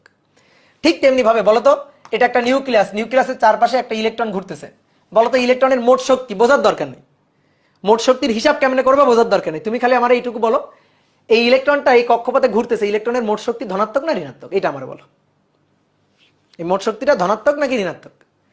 হ্যাঁ, ঋণাত্মক। Good good good, very good. এই শক্তিটা ঋণাত্মক, কারণ এ তো কক্ষপথে ঘুরতেছে, এ তো এই অ্যাটমের এই নিউক্লিয়াসের এই ক্ষেত্র ছেড়ে বাইরে আসবে না, ইলেকট্রনের কক্ষপথে ঘুরবে, তার মানে ঘুরবে মানে ক্ষেত্রে আবদ্ধ, আর ক্ষেত্রে আবদ্ধ মানে শক্তি ঋণাত্মক, এটাই তো কথা। কি কথা বুঝছো? ক্লিয়ার? তাহলে আসো, আমরা যেটা আঁকতে চাইছিলাম এবার আমরা সেটা আঁকি, মানে আমরা ধান ভানতে শিবের গীত গেয়ে ফেলছি, বুঝলা? তো সেটা দরকার ছিল, অবশ্যই দরকার ছিল। এইবার আসো, এই যে দূরত্বটা মনে পড়ে, এই দূরত্বটা R0, এটা আর লেস দেন R0, আর গ্রেটার দেন R0, মনে পড়ে?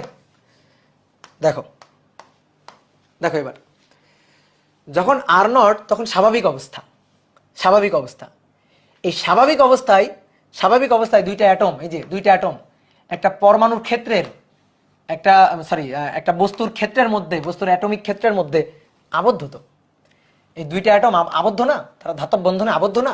যদি ধাতু হয় তাহলে ধাতব বন্ধনে আবদ্ধ না? তাহলে এরা কি মুক্ত নাকি আবদ্ধ? এইটা আমার একটু বলো।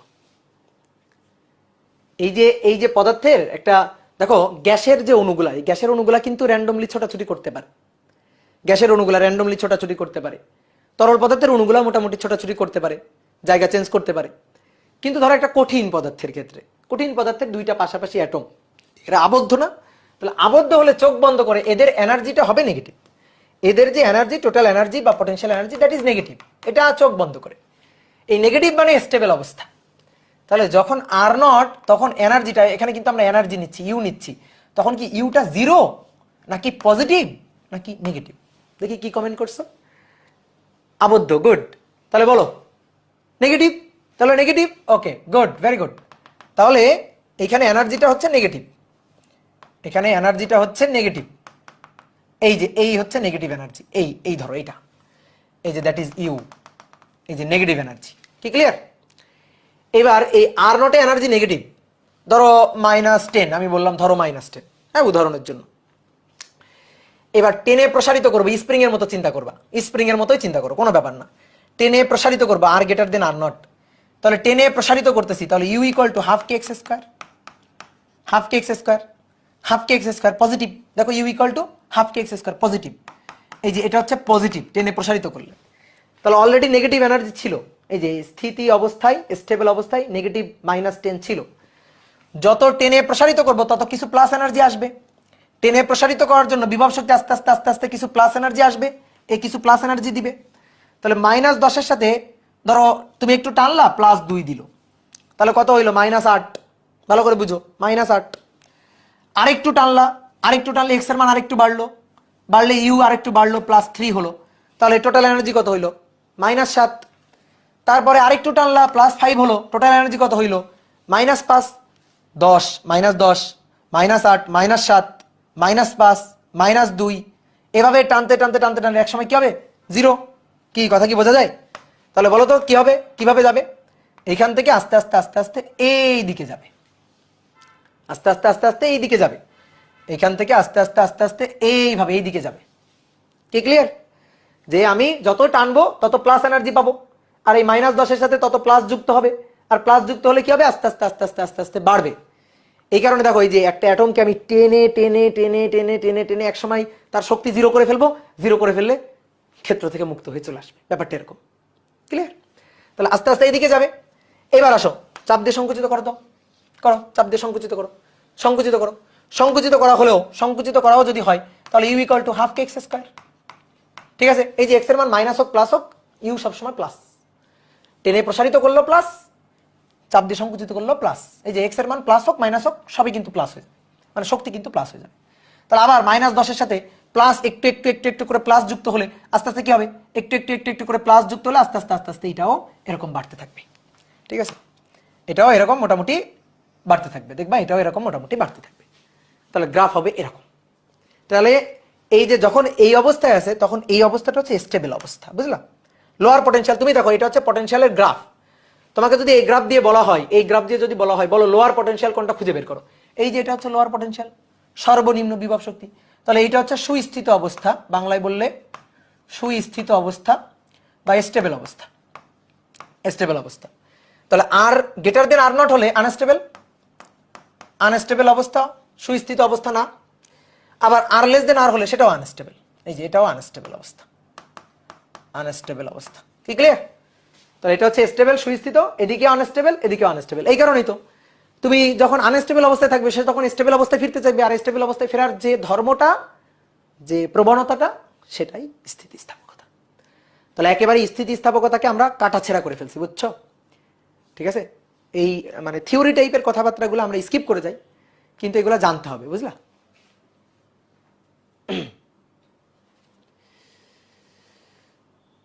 ওকে, তাহলে এই হচ্ছে আমাদের স্থিতিস্থাপকতা। দেখো বিগিনার টু মাস্টার আমার কাছে, যে আমি একাডেমিক লেভেলে যেভাবে পড়াই আর কি, আমার কাছে ধারণা হচ্ছে বিগিনার টু মাস্টারে একেবারে তুমি কিছু জানো না, তোমাকে আমার সব জানাইতে হবে। যেমন মনে করো FRB ব্যাচে অর্থাৎ ফাইনাল রিভিশন ব্যাচের যে ক্লাস হয় সেখানে আমরা কিন্তু ডাইরেক্ট ম্যাথের দিকে চলে যাই, কারণ তখন তার এত কিছু ভেঙে চুরে বলার সময় থাকে না। এই এত কিছু ভেঙে চুরে বলার সময় তোমার ধরো যে ফাইনাল রিভিশন ব্যাচেও থাকবে না, অ্যাডমিশনেও থাকবে না। তো এখন যেহেতু সময় আছে, এখন ডিটেল শিখতে হবে এবং খাতায় এগুলো নোট করে রাখতে হবে।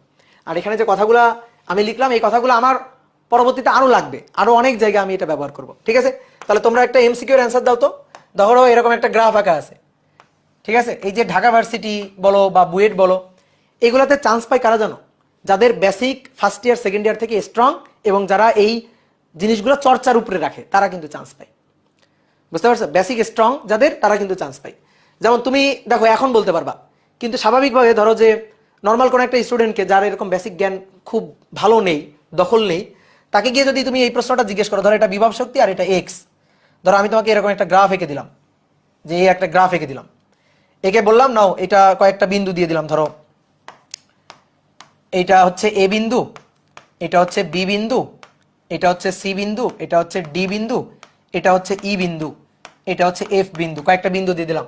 এবার প্রশ্ন হচ্ছে, এমসিকিউ প্রশ্ন হচ্ছে, কোন একটা বস্তুর বিভব শক্তি বনাম দূরত্বের গ্রাফ হচ্ছে এটা, তাহলে বস্তুর সুস্থিত অবস্থা কোনটা? বস্তুর সুস্থিত অবস্থা কোনটা? সুস্থিত অবস্থা বা পয়েন্ট কোনটা বলো? অপশন আছে অনেকগুলা। অপশন এতে আছে এ বিন্দু, বি বিন্দু, সি বিন্দু, ডি বিন্দু। Yes, good, very good, D বিন্দু। এই যে এটাই হচ্ছে অ্যান্সার।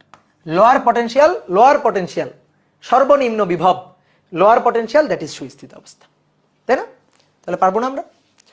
তাহলে আজকে আমরা এই পর্যন্ত পড়ি। নেক্সট দিন, কালকে আমরা মানে এর পরের যে ক্লাস, সেই পরের ক্লাস থেকে পীড়ন বিকৃতি এবং দৈর্ঘ্য স্থিতিস্থাপক গুণাঙ্কের আলোচনা শুরু করব।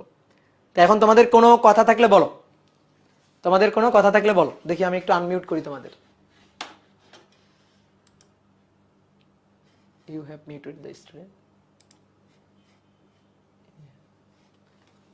বলো, এখন তোমরা বলো, কেউ কিছু বলবা? স্লাইড কি দিবেন? হ্যাঁ, এটার স্লাইড দিয়ে দিব। এই যে যা পড়াইলাম এটা আমি তোমাদের দিয়ে দিব, ফেসবুক গ্রুপে দিয়ে দিব। সেখান থেকে তোমাদের আর কি যে ভাইয়েরা আছে, সেই ভাইয়েরা মানে কন্ট্রিবিউটর যে ভাই আছে, সেই ভাইয়া তোমাদের এই যে ওয়েব অ্যাপে দিয়ে দিবে।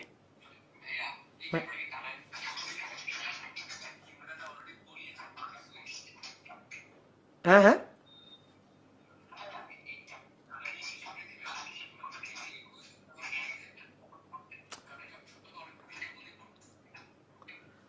আমি কিছু বুঝতে পারলাম না তোমার কথা ভাইয়া, আমি কিছু বুঝতে পার। আচ্ছা, মেবি আমার একটু সাউন্ডে প্রবলেম আছে, আমি তোমাদের কমেন্টগুলো বুঝতে পারতেছি না অত ভালোভাবে।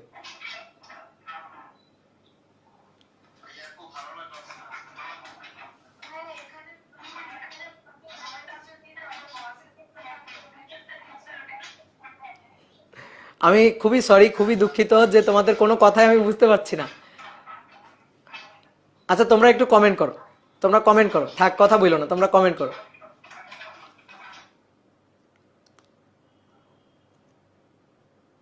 বুঝলাম না, তোমরা একটু কমেন্ট করো। হ্যাঁ ভাইয়া সবাই একসাথে বলছে। কয়টা ক্লাস লাগবে এই চ্যাপ্টারে? এই চ্যাপ্টারে দুইটা অংশ মিলে তো অনেকগুলো ক্লাস লাগবে। দুইটা অংশ মিলে ধরো 16টা ক্লাস লাগতে পারে, 15টা ক্লাস লাগতে পারে, 16টা বা 14-15টা লাগতে পারে। লোয়ার পটেনশিয়াল, হ্যাঁ লোয়ার পটেনশিয়াল হচ্ছে মানে যত নিচের দিকে থাকবে লোয়ার পটেনশিয়াল, ঠিক আছে? লোয়ার পটেনশিয়াল মানে যে জিরো তা না, লোয়ার পটেনশিয়াল হচ্ছে যত নিচের দিকে থাকবে সেটাই হচ্ছে লোয়ার পটেনশিয়াল। অনেকে লোয়ার পটেনশিয়ালকে আমরা জিরো ভাবি, এটা কিন্তু না। জিরো মানে লোয়ার পটেনশিয়াল তা কিন্তু না। বস্তু লোয়ার পটেনশিয়াল আসতে চাই, এই লোয়ার পটেনশিয়ালটা জিরো হতে পারে, লোয়ার পটেনশিয়ালটা +5 হতে পারে, লোয়ার পটেনশিয়ালটা -5 হতে পারে। আমার ক্ষেত্র দেখতে হবে, ক্ষেত্রটা কেমন।